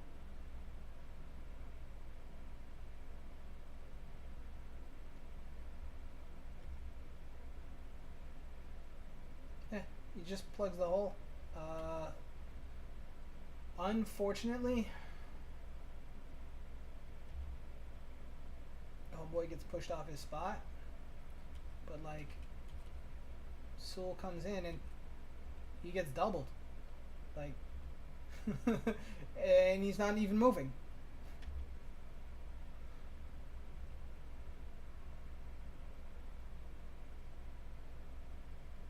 I get why Steele likes him so much.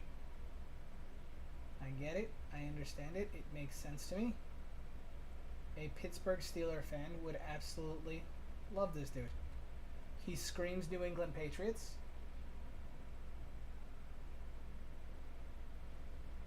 He screams Baltimore Ravens.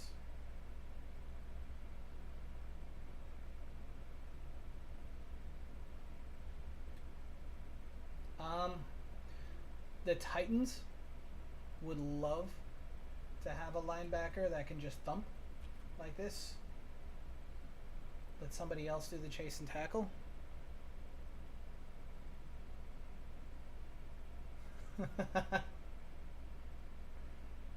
Is this Sewell just... Yeah, he is. This is just a rugby play. Look at that. He takes it.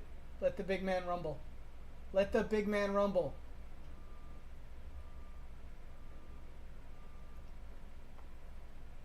So number 4 goes in there. Gets the ball. Sewell makes one guy miss. 2 guys miss. Love it. Give that man the goal line package right here.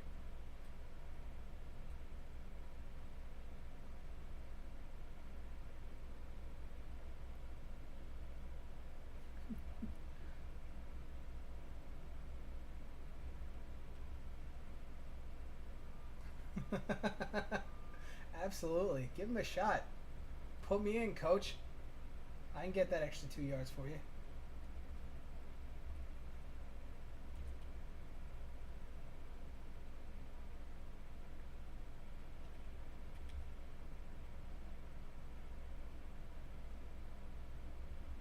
He shocks at that end. Nobody.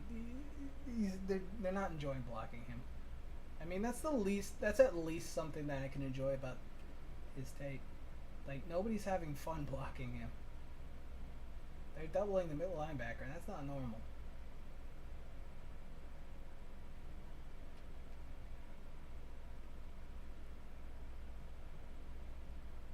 I don't disagree with that, actually. Especially when you see the state of blocking tight ends these days. 100%. I don't know if you remember this. The Jets used to have a defensive end named Richardson. I forget what his first... Sheldon Richardson. And towards the end of Rex Ryan's time, part of the reason why it was probably at the end of Rex Ryan's time, He put the defensive end in to just pick up short yards. He put in Richardson multiple times, and Richardson, converted I think like 2 or 3 touchdowns one year. Like I don't think that that's a bad play at all, especially when you've got like big stumpy dudes like Sewell. I almost called him Stool. Sorry, bro.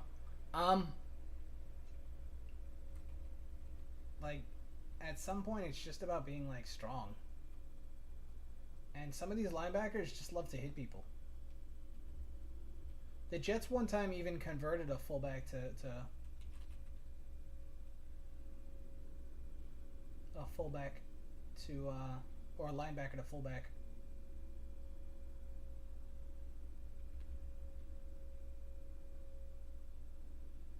Man, this is the kind of play where like, if this was Overshown gets there.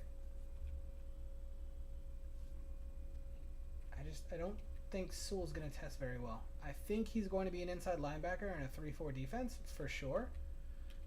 He's got too much like Juwan Bentley, Mike Vrabel kind of in his game.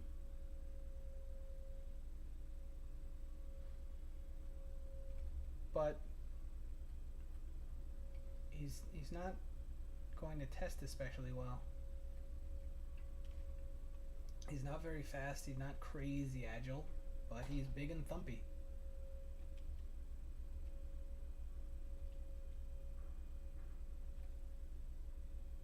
Yeah, no, I do too. I certainly think he's going to make it in the league. I certainly think he's going to be probably drafted 3rd or 4th round. I think 3rd round would be a sweet spot for a player like this, because you're probably getting a day 1 starter, and he fills a really obvious role. Like, he is an instinctive linebacker. Like, right here, did a really nice job.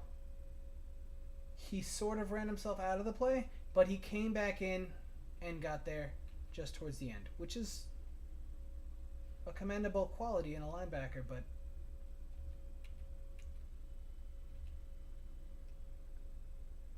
I don't know why he was getting, like, first-round buzz last year. This is what's going to hinder him at the next level. Like, he's in perfect position here, but he just doesn't have it.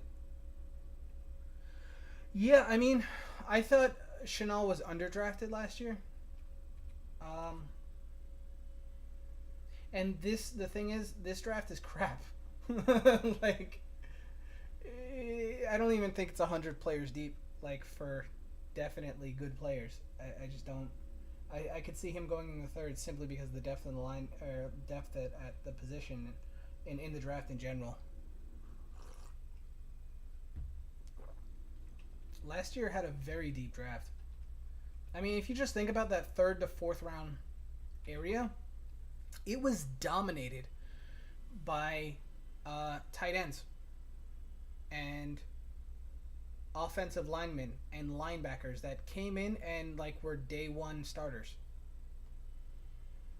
I mean, 3rd to 4th round, like late 2nd, you had McBride, and then you had Dulcich going, you had Ruckert go towards the end, you had Jelani Woods, you had a bunch of receivers like Khalil Shakir.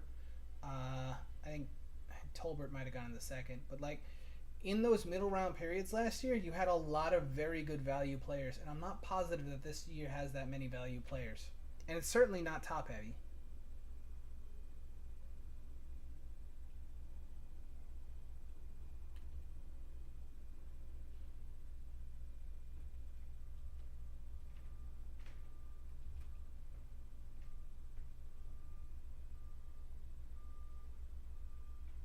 Oh, that ain't good. Like, 1 false step, he's already out of the play. Yeah, maybe you're right on 4th. Maybe you're right at the 4th. That was...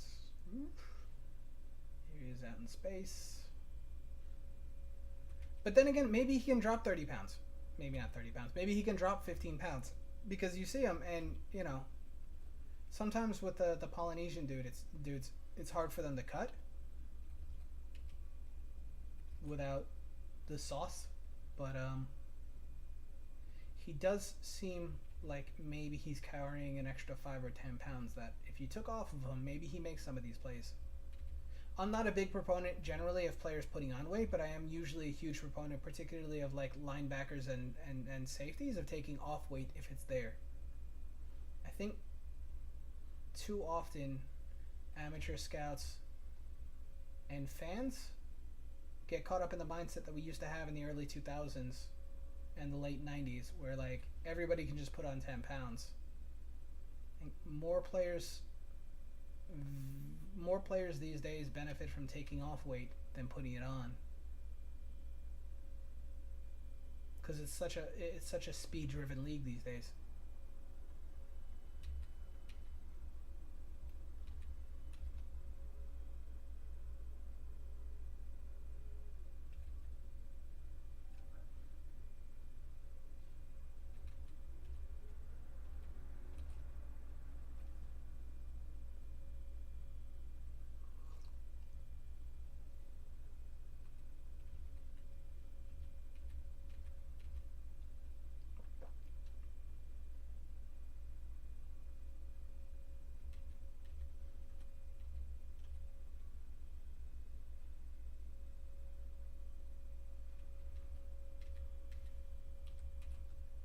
This again.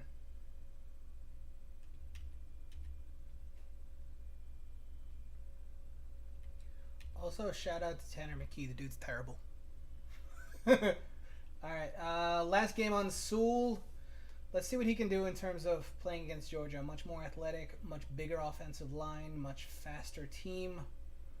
Honestly, I think the tight ends and the tackles are more athletic than Noah Sewell, but we'll see what he can do taking on more powerful, more athletic teams. Like right here,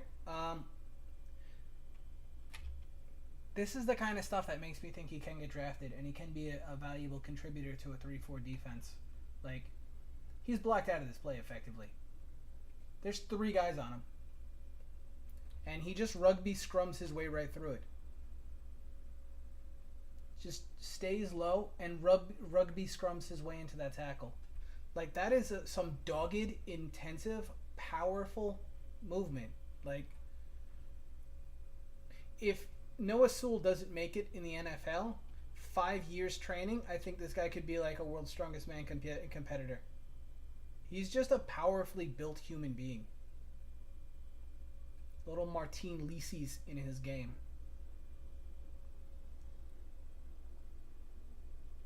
He's got enough movement there that 2 o'clock in the morning, I would love to watch this guy pull fire trucks.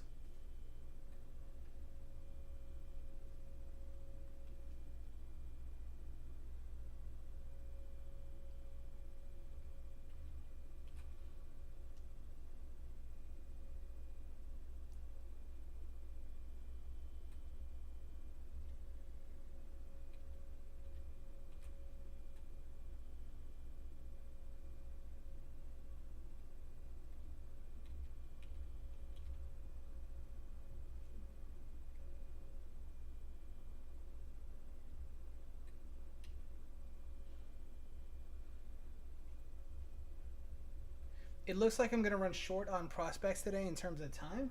I have an extra hour. Type something in the chat, some player that you'd like to see me watch. Linebacker or edge, something like that. I'm going to close up today with another prospect.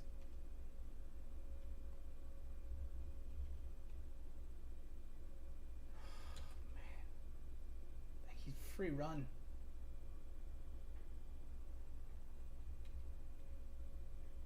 Will McDonald. All right, cool. No, let's do Will McDonald because I have not watched Will McDonald at all. I've yet to watch Will McDonald at all. And I feel like I'm a bad evaluator having not watched him yet because everybody's talking about Will McDonald. Will McDonald had a farm. E-I-E-I-O. All right. After we finish up Sewell, I'll get some tape on Will McDonald.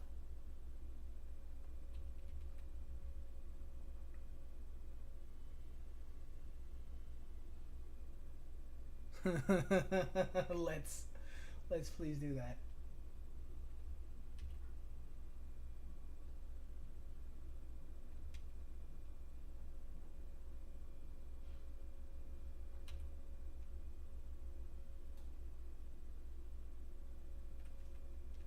Low key, I think Darnell Washington might be my new favorite crush, like in this draft. Like, how do you not love this? How do you not see this tape and just be like, you know what, that's tight end 1. That is like Jeremy Shockey plus 30 pounds. Look at this. Look at this.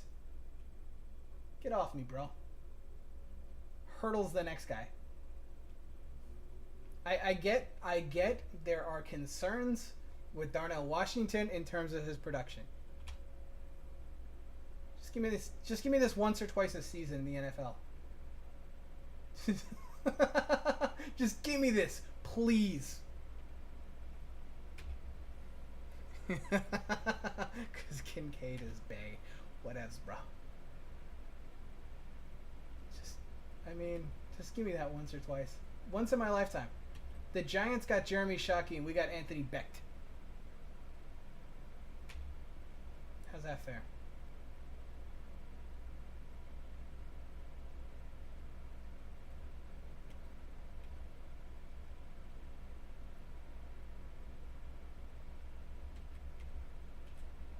What's the score at this point? We're still in the first quarter. It's only 7-0, and yet it feels 42-3.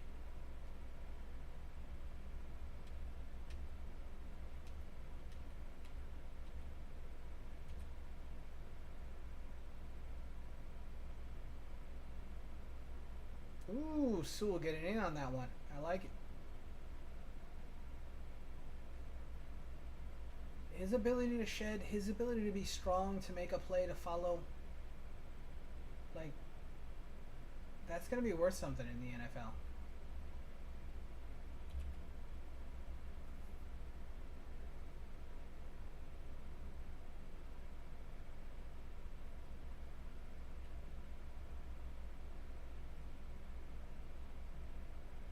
Yeah, we're going to watch this for Darnell Washington again, sorry.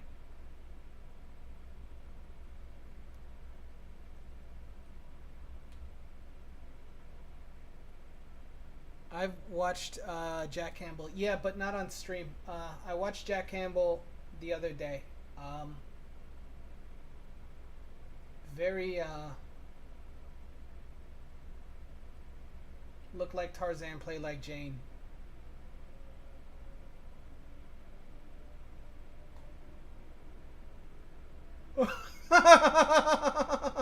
They better not have called that on Roughing the Passer.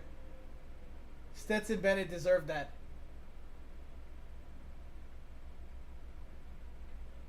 Oh.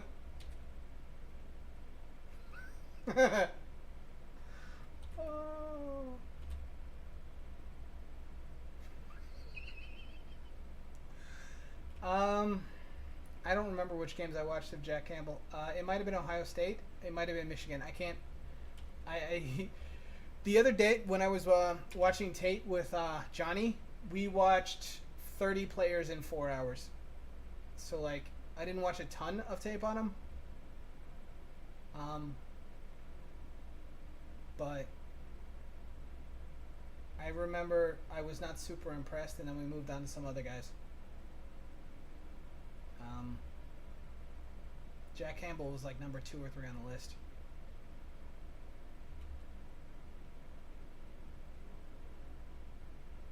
But I mean, I'll watch Jack Campbell probably on stream maybe next week or so. Like, he's a good player to dig into a little bit deeper. When we go through that many players, like, we're not watching all of their plays. We might watch 2 quarters if like it looks bad.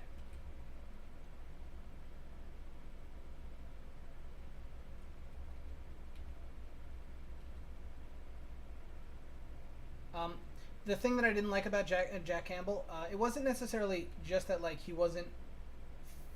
didn't play up to his size. It was that he was also really, really big, and he didn't move especially well. And one of the criteria that I have for linebackers, I want my linebackers to be light and athletic. And Jack Campbell at 6'4" and 255 pounds was not that guy. Yeah, no, he is a very prototypical linebacker from like the late 90s, like early 2000s. Like, I could see him 110% beyond the Pittsburgh Steelers. He looked like Levon Kirkland if you remember Levon Kirkland. These days, linebackers to me should be around 230. They should be somewhere 6', 6'3", 225, 235, which is basically where safeties were 30 years ago, 25 years ago. Like, it's essentially the same size as John Lynch is. Or was. Steve Atwater or Roy Williams. Yeah, no, I don't disagree. There's still a place for heavy linebackers. But, like, you know, when we're scouting, we're always going to have, like, biases towards the way that, like, we would build our teams if we were actual GMs. Like, I have my biases for almost every position. Aw, my cat's having an asthma attack. There's my cat. Poor thing's having an asthma attack. I'm sorry. I'm sorry, sweetheart.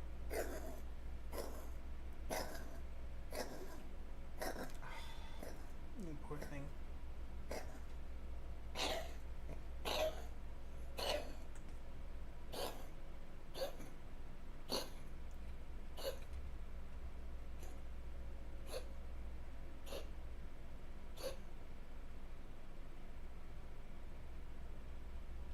She's okay.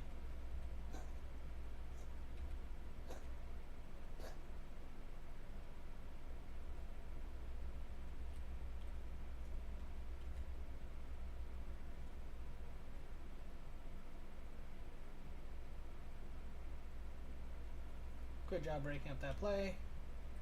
Washington should have caught it.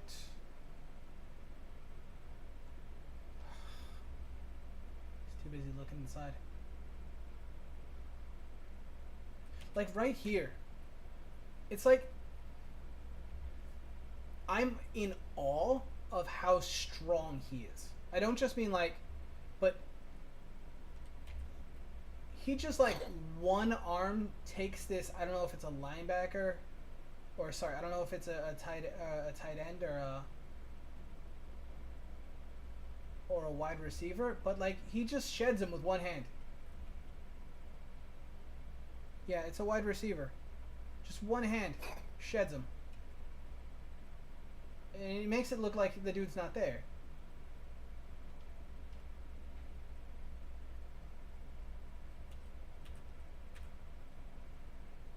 Roderick Jones. I heard he's a first round pick. What do you think?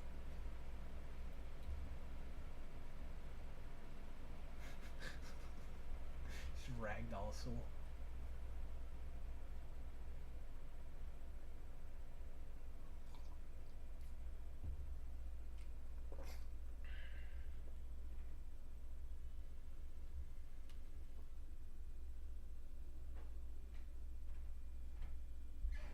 What is this?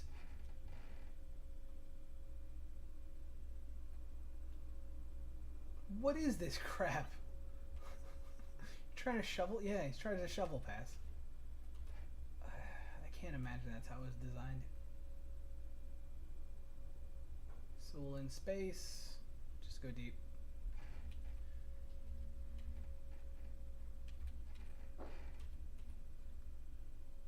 Actual score right now, 34 or 35-3 in the third quarter. I guess they're going to pull Sewell in a minute because the game's almost over.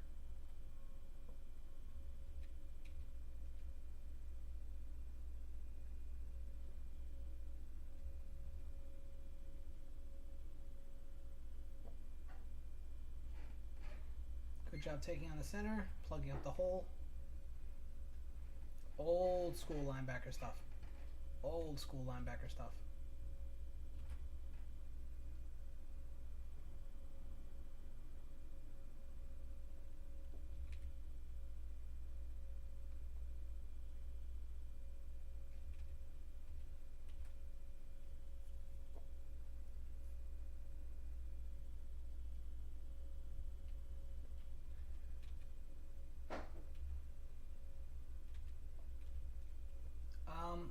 Yeah, Noah Sewell, he's going to be a limited linebacker at the next level. There are going to be teams that want what he does.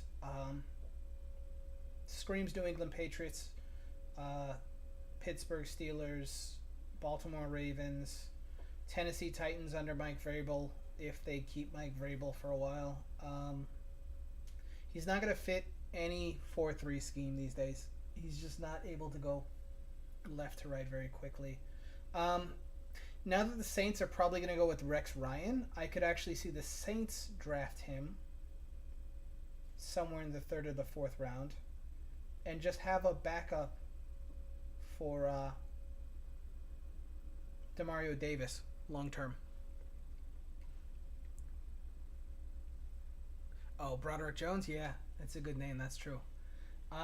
Give me a couple minutes. I'm going to pull up some tape on Will McDonald and we'll get going with that. First off, let's go ahead and change the name.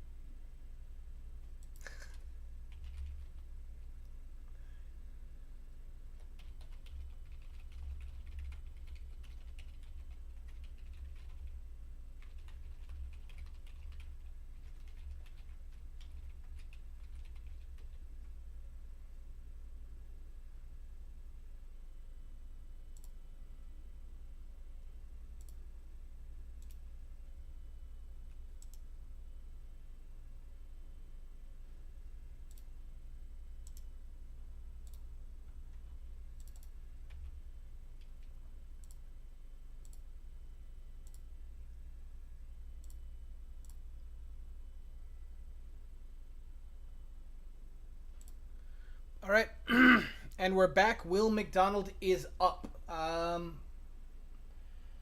say, I got no idea who this dude is. I've heard about him. I know nothing about his game. I'm not gonna pretend like I do. He's supposed to be an edge rusher of sorts. He's on Feldman's freak list, which means that like he performed a circus act in public and he got written down for it. Let's see.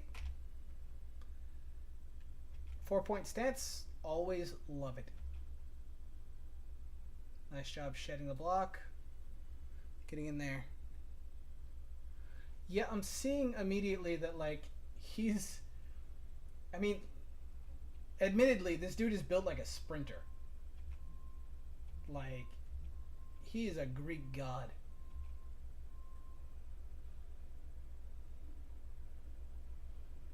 Absolutely just fantastic build. Angular, long. He looks like Dwight Freeney, if I'm being honest. Simeon Rice-ish.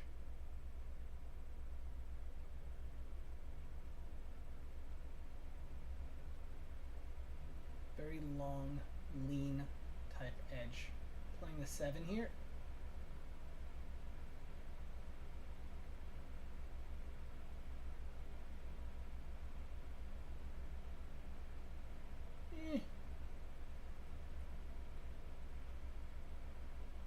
Bottom of the screen, 2-point stance.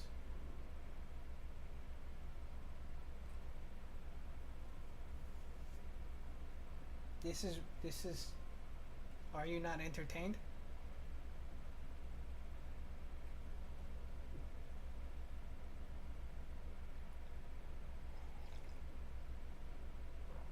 I like how you made fun of me for liking Felix in the exact same matchup. Felix put the left tackle from TCU on the back pedal. It's alright though. I got hope. Old MacDonald had a farm. E-I-E-I-O. And on that farm he got washed down. E-I-E-I-O.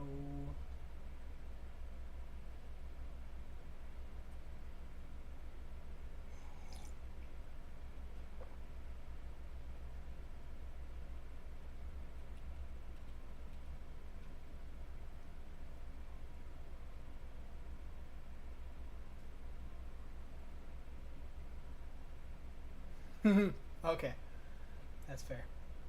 I like this little spin back move as a counter. That's not bad. It's helped out a bit by Duggan sort of. It's helped out a lot by Duggan sort of rolling into him, but like, fine. I'm just not seeing any initial punch. Like.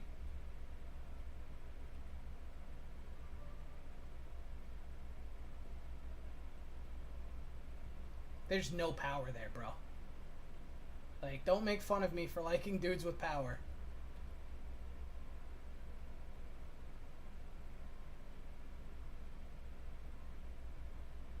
There's no initial push there at all.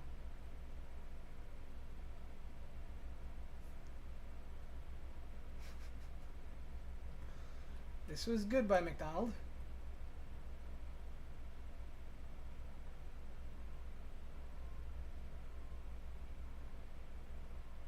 Stand up, outside edge, 100% pass rush, one-on-one with tackle, does an okay job. There's something there.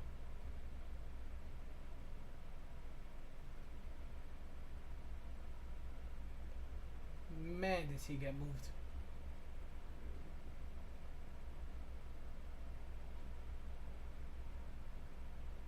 He doesn't even finish in the frame. They're running right at him.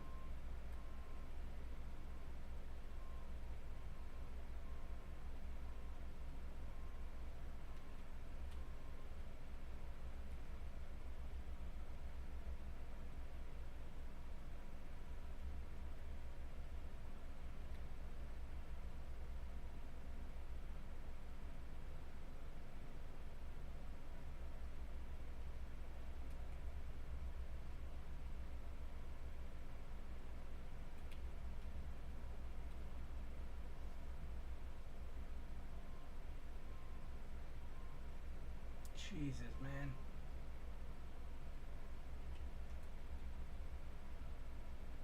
I mean, I'm not gonna say this, but it does feel a little bit like they're like, oh, where's Will McDonald? Let's run right at him.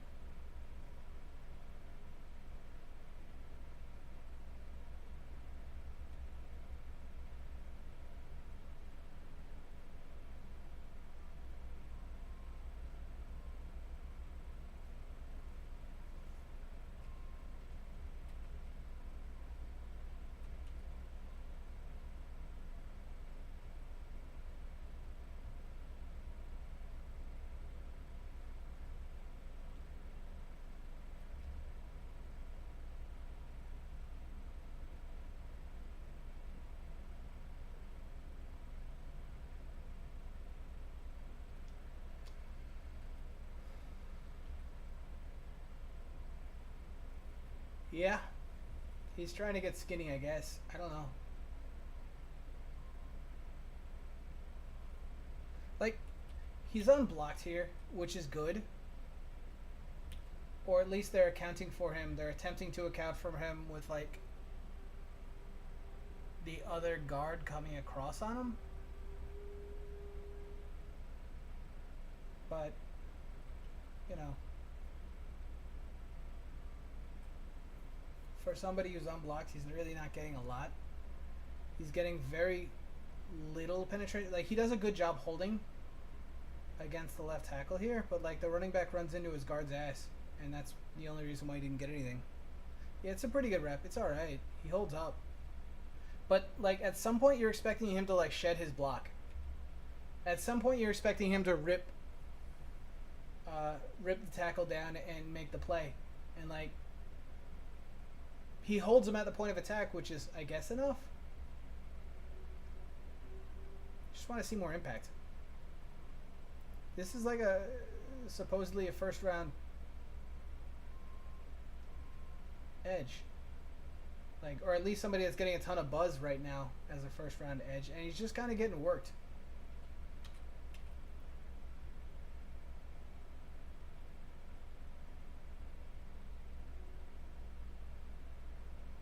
Like, if you didn't tell me he was going to go in the first round, I wouldn't say this looks like a first round edge. Like, he's not jumping off the page to me. This is early. This is still just like, maybe he'll make a splash later on. But this is one of the reasons why I prefer guys that are definitely power guys as opposed to speed guys that are...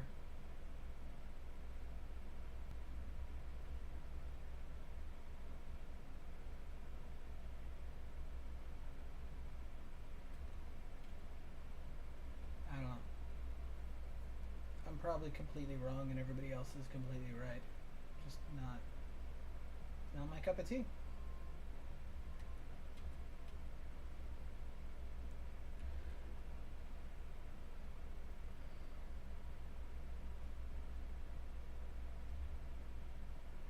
Okay.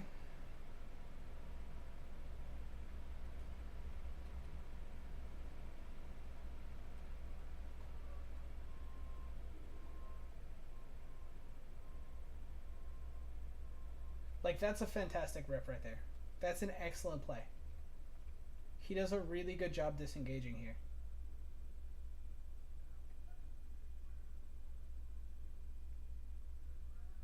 That's an excellent job disengaging. That's a really impressive move. It's good hands. It's good technique. It's aided by Max Duggan running straight into him. But it's really good technique to disengage.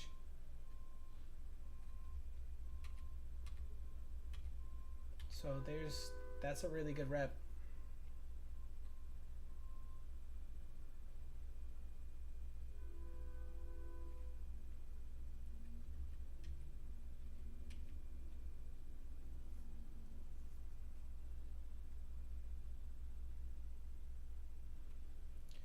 The problem that I'm running into with him is that his initial punch is almost non-existent.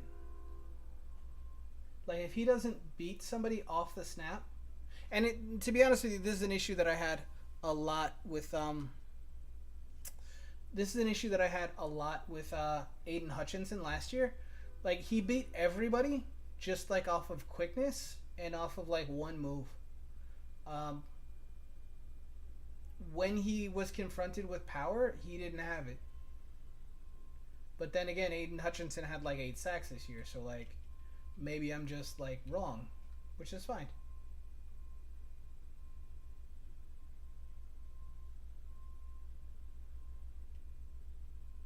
He doesn't have a plan against doubles at all. He just sort of like spins around and looks like a toddler that's having a temper tantrum.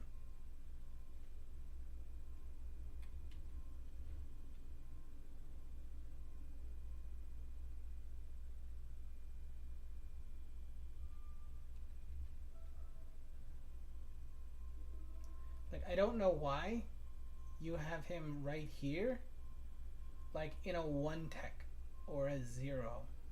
Like, I don't get what you think you're accomplishing by having your speed rusher head up on the center.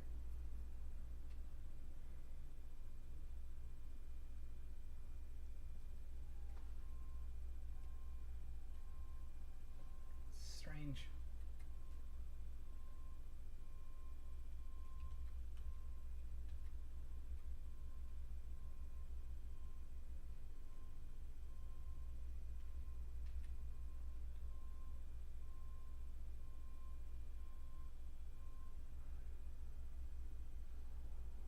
Like there, this is one of the more explosive reps I've seen from him, doing a great job just preventing the tackle from reaching at him, getting into the backfield.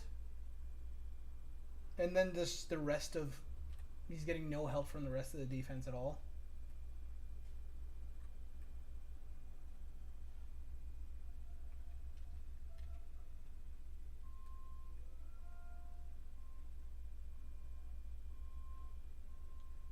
Like right there, that is very much what I saw from Aiden Hutchinson last year. Like his ability to win in a hand fight immediately and then just get pressure. And I totally understand why that has value.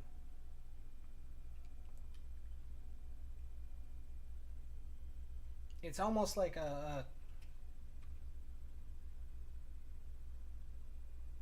3 true outcomes like hitter where he's gonna strike out, he's gonna get a home run, or he's gonna walk every single at bat. He's either gonna win right off the bat, the play's gonna go away from him, or he's just gonna get stonewalled.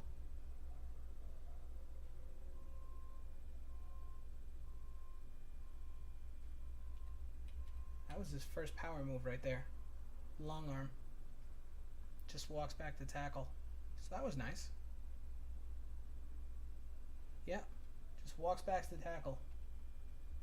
I like that. Watch it again. Tackle just can't re-anchor.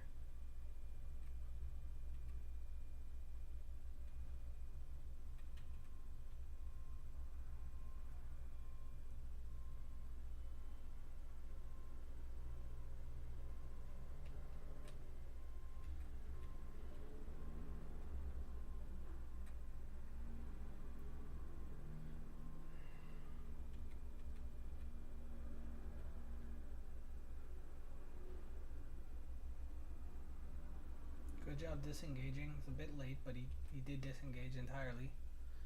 Up, rip down, get back into the play.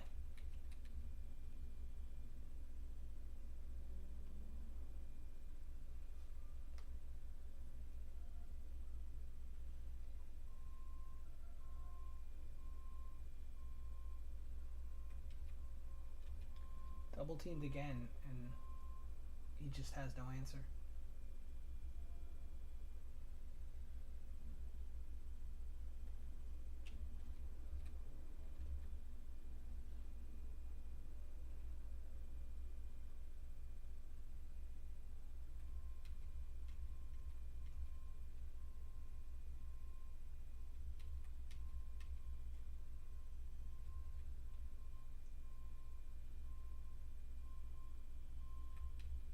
Good job disengaging.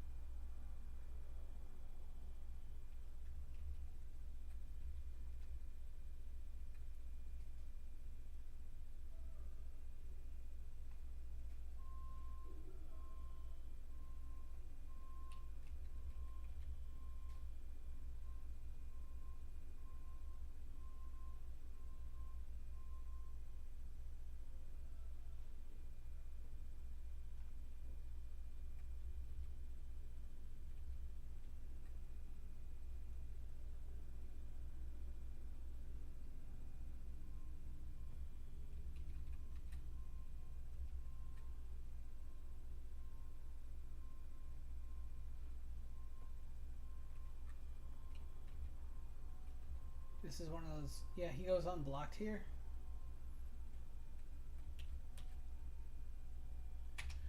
Multiple times now. Like, if I'm comparing him to Felix, because I have to, because they both played TCU, and it's a really good comparison because they had almost the same role. They both played inside a bit, outside a bit. When Felix was unblocked, he made an effort, like, on every play. And McDonald was making an effort there, but, like, he made an effect on the play, too.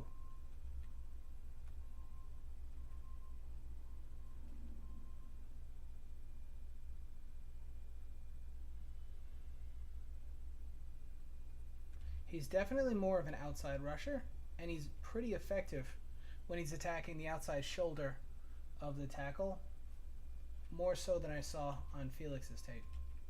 Felix was much more of a power rusher, but like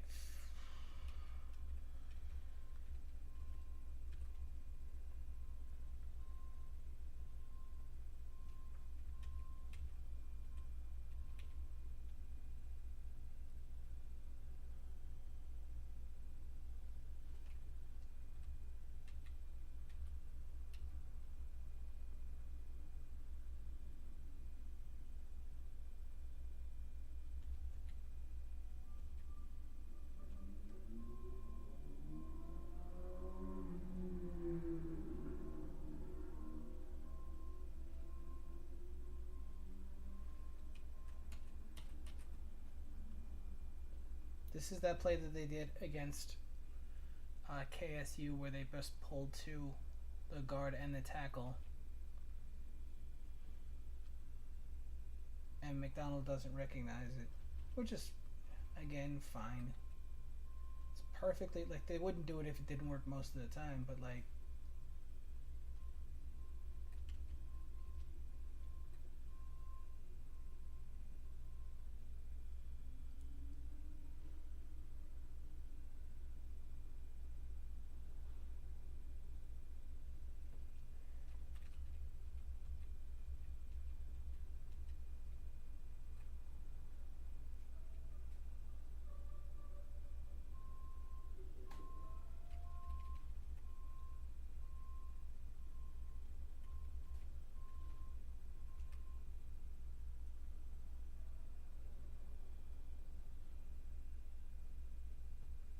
good job shedding. Very good job shedding. But this is like a linebacker type play.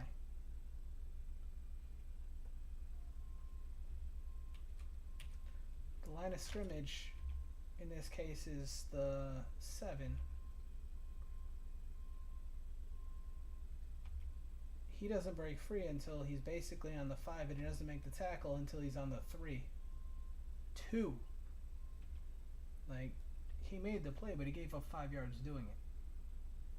Does that mean anything? I don't know. Maybe somebody else could have helped out, but, like,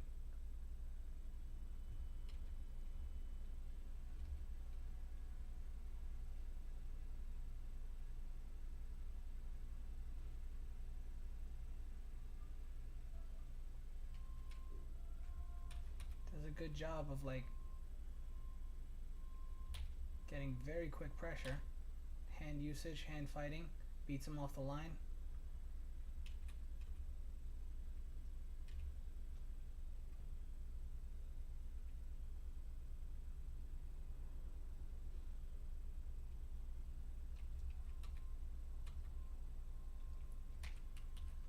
All right, through one game, and this next one's against K-State.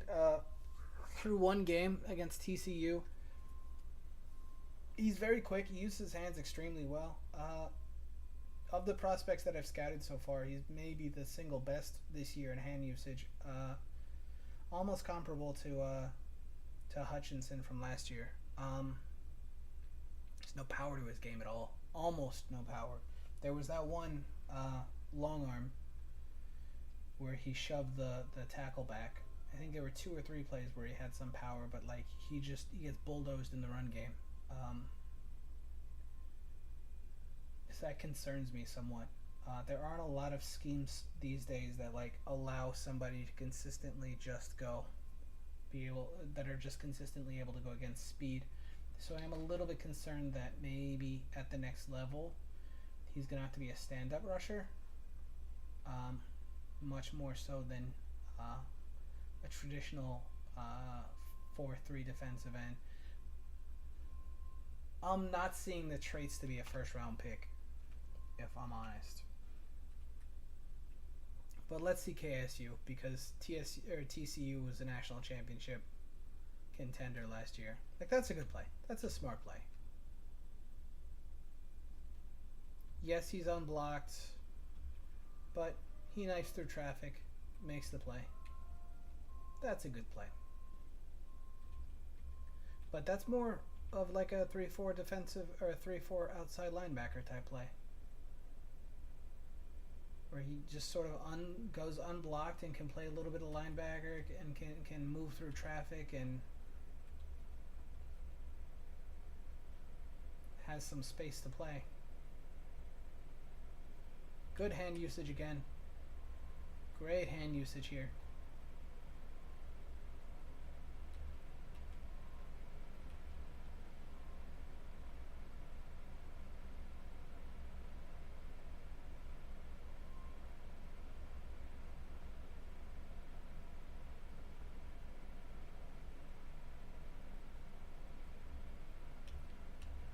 I don't know what his responsibility is on this play. He's doubled.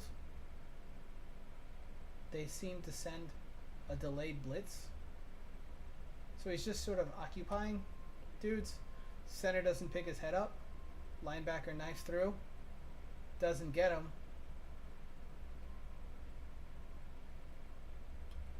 You get an explosive going the other way.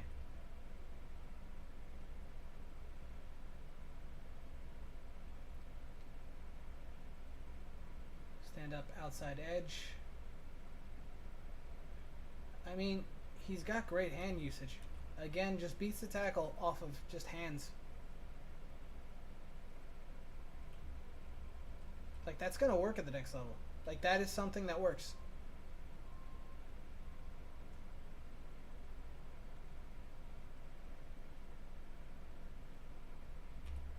Just getting out of the stance.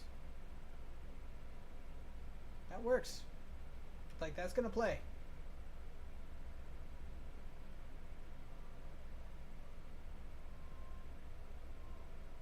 Again, immediately just sheds the left tackle, or the right tackle in this case, using his hands.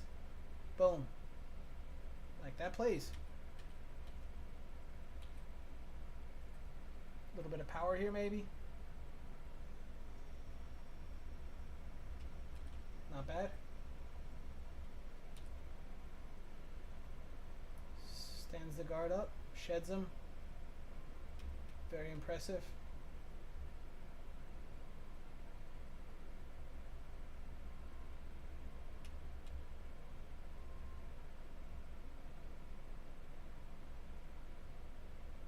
Knifes in there, gets skinny, affects the play. Nice. This is much better tape than the TCU tape. Much better tape. But you'd expect so because it's KSU.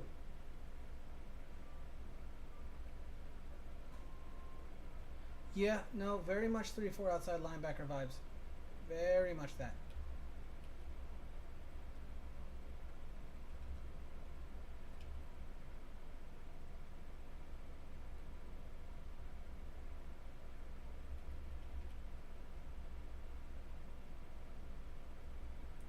Tech, or 3 tech rather, head up on the center, or head up on the guard. Holds the spot, very nice.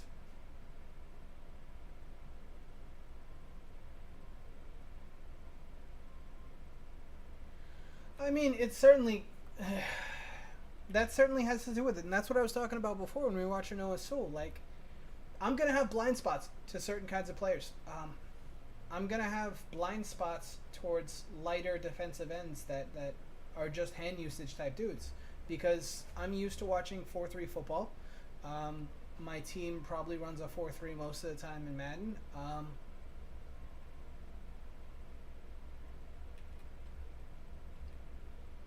I recognize that I'm going to have blind spots. It's not that I don't think Noah Sewell is going to fit in the NFL at all. Very nice. Beat his man immediately with his hands. Quarterback should have gotten rid of it, but shoulda, woulda, coulda. Great job with the hand usage. Yeah, I'm going to have blind spots towards certain kinds of players, and I'm fine with that. My blind spot last year, I didn't like any of the smaller wide receivers. I like bigger wide receivers that catch a ton of balls, but like I like a Drake London. And I learned from that.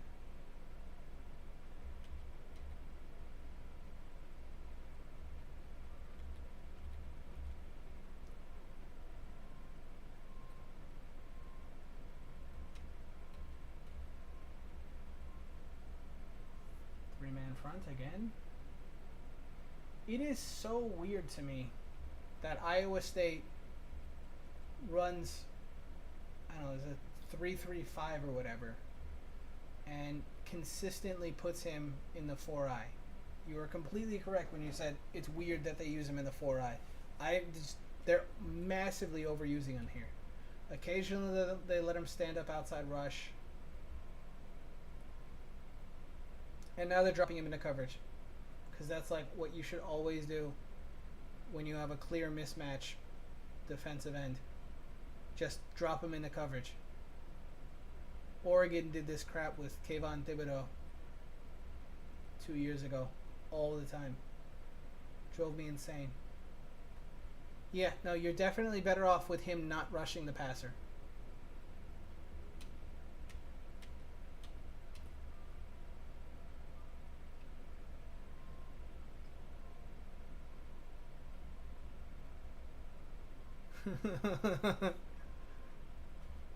Then they just get beat deep. Like, if you're gonna do that.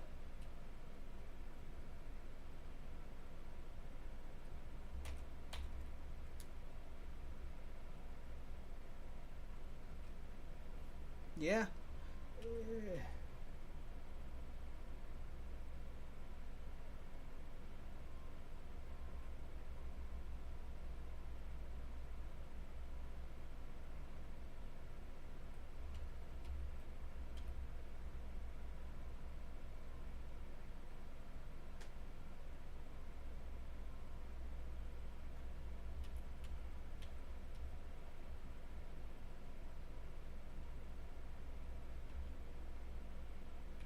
3-tech 4-eye again inside. What the fuck was that?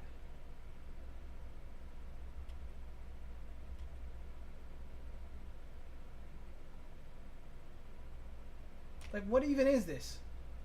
What blocking scheme is like?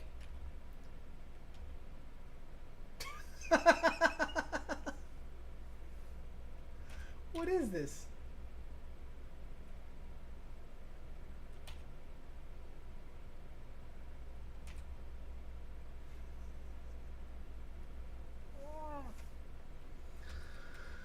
Oh.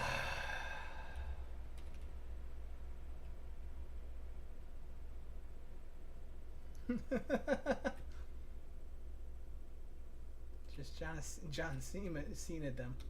You can't see me.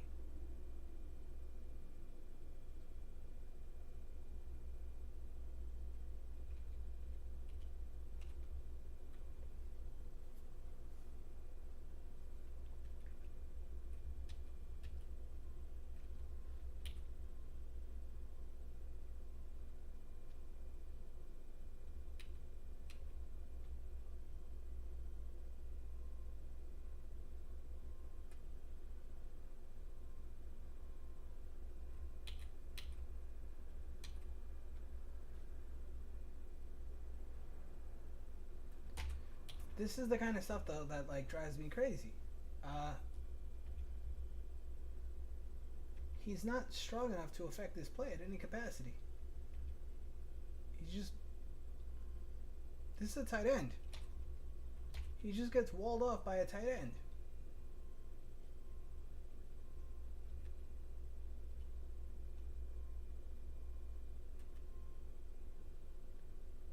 Like, we just saw a play a second ago where he was so quick, and another play right here where, again, he's very quick, Does an amazing job laterally.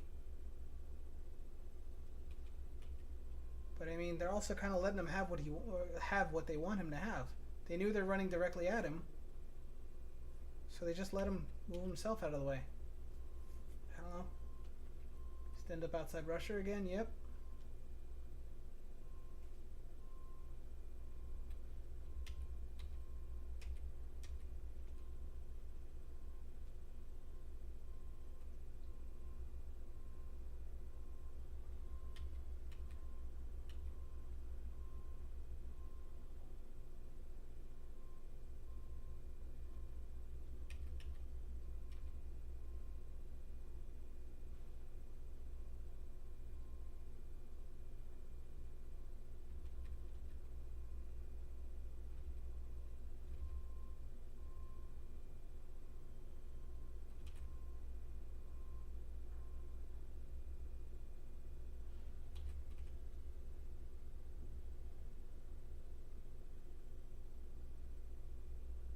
I love the effort on this play.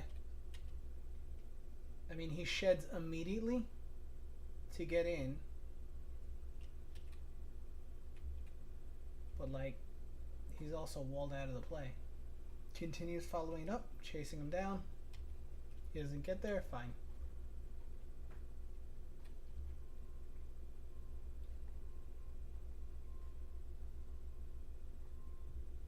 He does a great job of being able to disengage. He does a nice job of, like, almost juking blockers,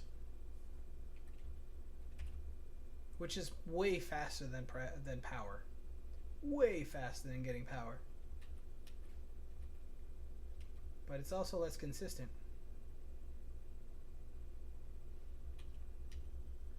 And in my own, I mean, I could be completely wrong, but like, I feel like it's easier to teach an athletic guy that has power finesse moves than it is to get a finesse rusher strong enough to bull rush, to use his power.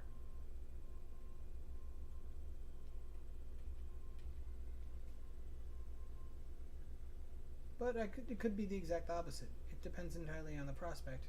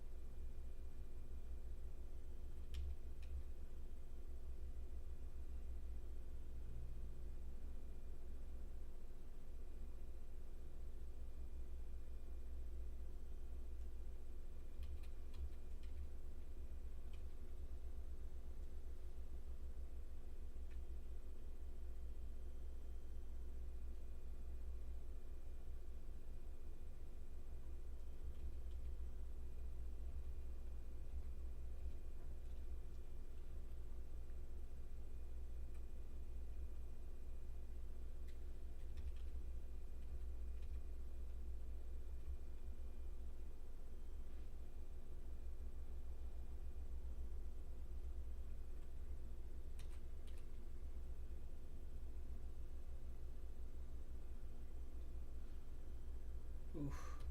Savage hit.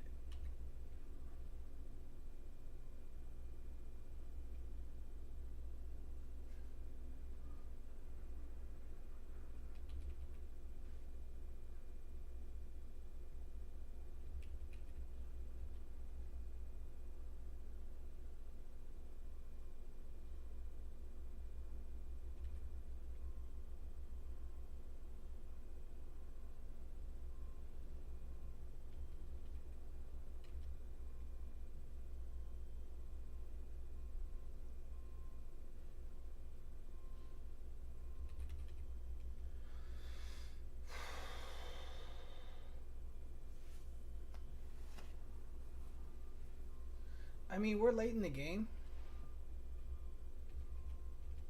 but like, Will McDonald's disappeared. He has 2 sacks this game. So if you look at this game, like on a stat sheet, he looks like he's been immensely impactful with the 2 sacks. One of them was entirely unblocked, and the other one was a very quick win. But like besides that, and earlier on in the game when he was sort of making an impact a little bit in the run, he's not doing anything. He might have had 6 pressures, yeah.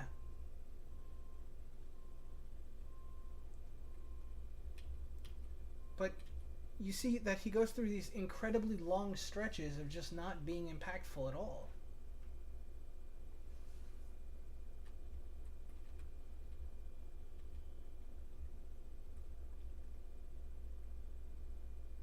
But again, this is the stuff that I missed last year on Aiden Hutchinson's tape. Even when I was watching it, I remember seeing Aiden Hutchinson do similar stuff to this, where like he would win fast.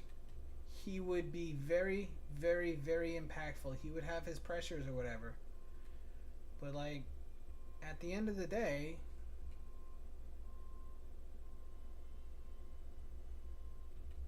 he'd get washed down.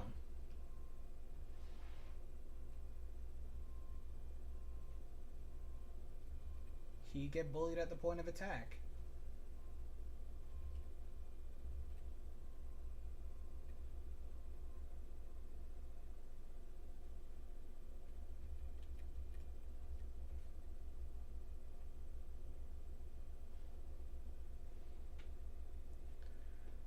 I mean, I don't disagree that you don't pay him to defend the run, but like, we're not talking about paying him at all right now.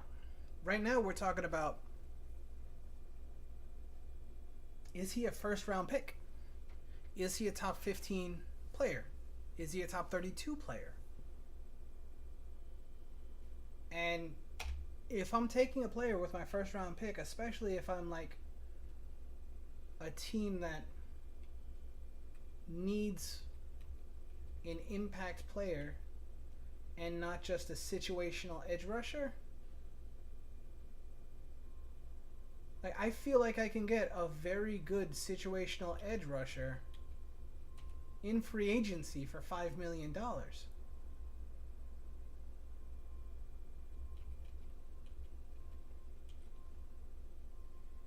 If I'm picking in the end of the first round, I don't disagree, but like it's not valued very highly in the NFL. You can get situational edge rushers for a few million bucks. You find really athletic guys like Bryce Huff as UDFAs. I mean, we haven't watched BJ Thompson yet. Eventually, as soon as they have enough tape on BJ Thompson, we'll be able to do that because that dude's an athletic freak. But like, if you're telling me I have the opportunity to either take a Lucas Van Ness who will play on all 3 downs, play his ass off against the run, and bull rush like crazy on passing downs, maybe not always getting there, but always stressing the tackle, I'm taking Lucas Van Ness. Okay. Last year the Jets signed a dude.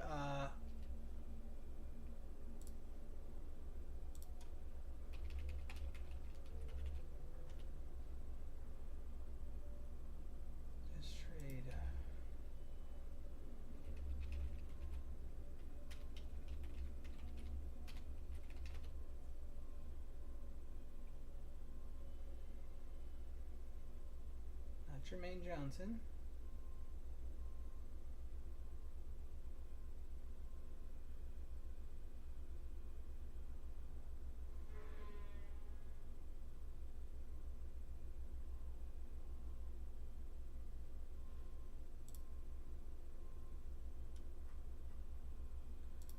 Let's just go to OTC.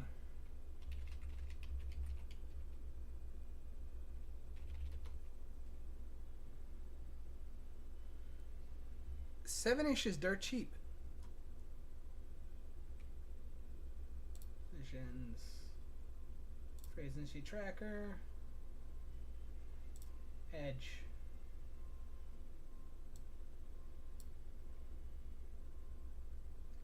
Melvin Ingram. 4 mil. Arden Key. 4 mil. Justin Houston. 3.5. Like Carlos Dunlap, 3. Dante Fowler, 3.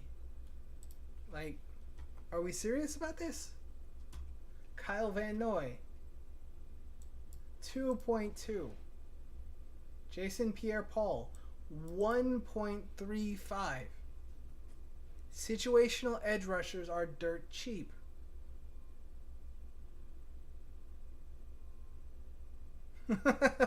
You say that, but like that's what a situational edge rusher is. Like Terrell Basham, 1.35. They're not expensive.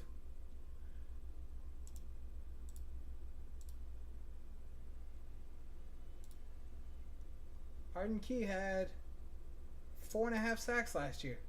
Like, that's a situational edge rusher. That's a situational edge rusher.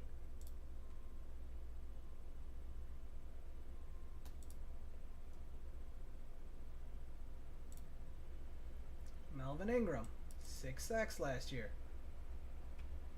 44% of snaps. Like, that's a situational edge rusher.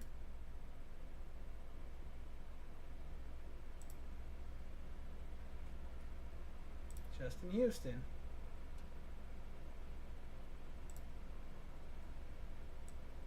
9.5 sacks, 36% of snaps. Like,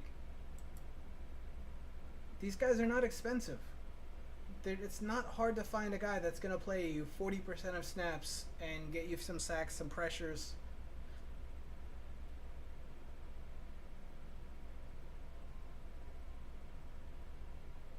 It's not hard to find him.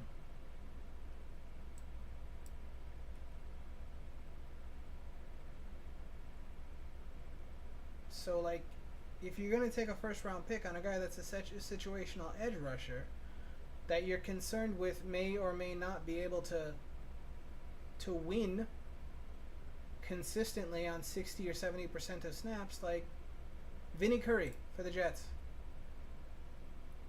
$1 million last year.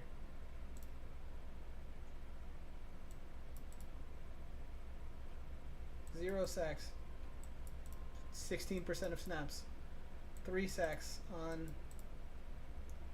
30% of snaps. Like, these are just like edge of the roster type players.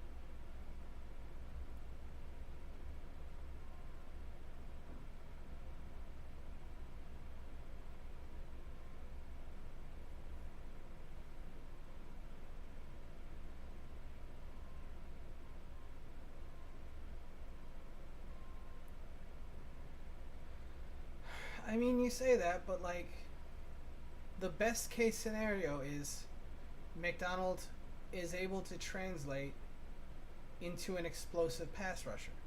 Like, the best case scenario of him is somebody that plays more than 50% of snaps and is that kind of explosive pass rusher. But like, that's not the average outcome. The average outcome of a player like Felix is Carl Lawson, who is a power rusher that averages 8 sacks a year. 8, maybe, yeah. Average contribution, 8 sacks, not a ton of, a whole bunch of pressures. Yes, it is. Like, the average power rusher is Carl Lawson. And first off, he was drafted in the 3rd round, not the 1st. Let's go back to Over the Cap.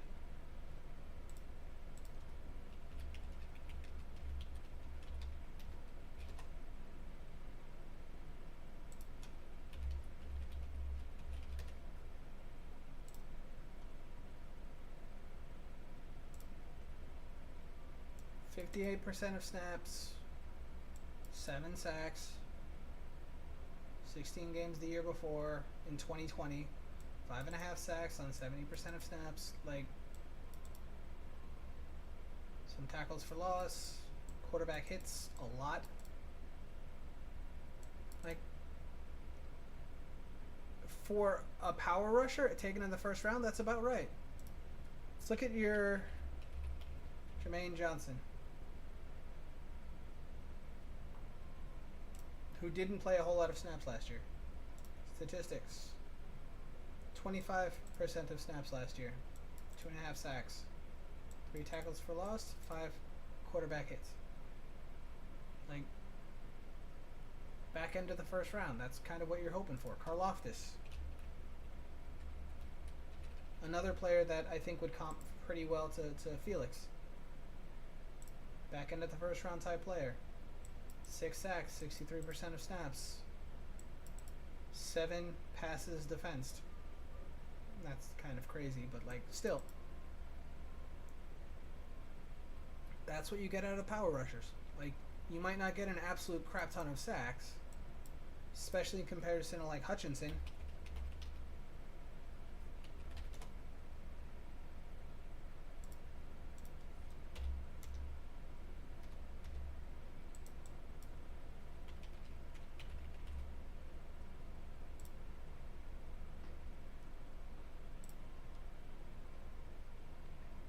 Where you get 9.5 sacks, but like 3 interceptions. Such a crap stat.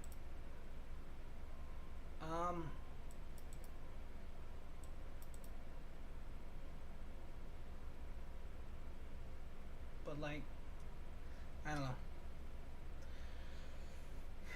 We're gonna have to agree to disagree on Will McDonald. I'm gonna end the stream here.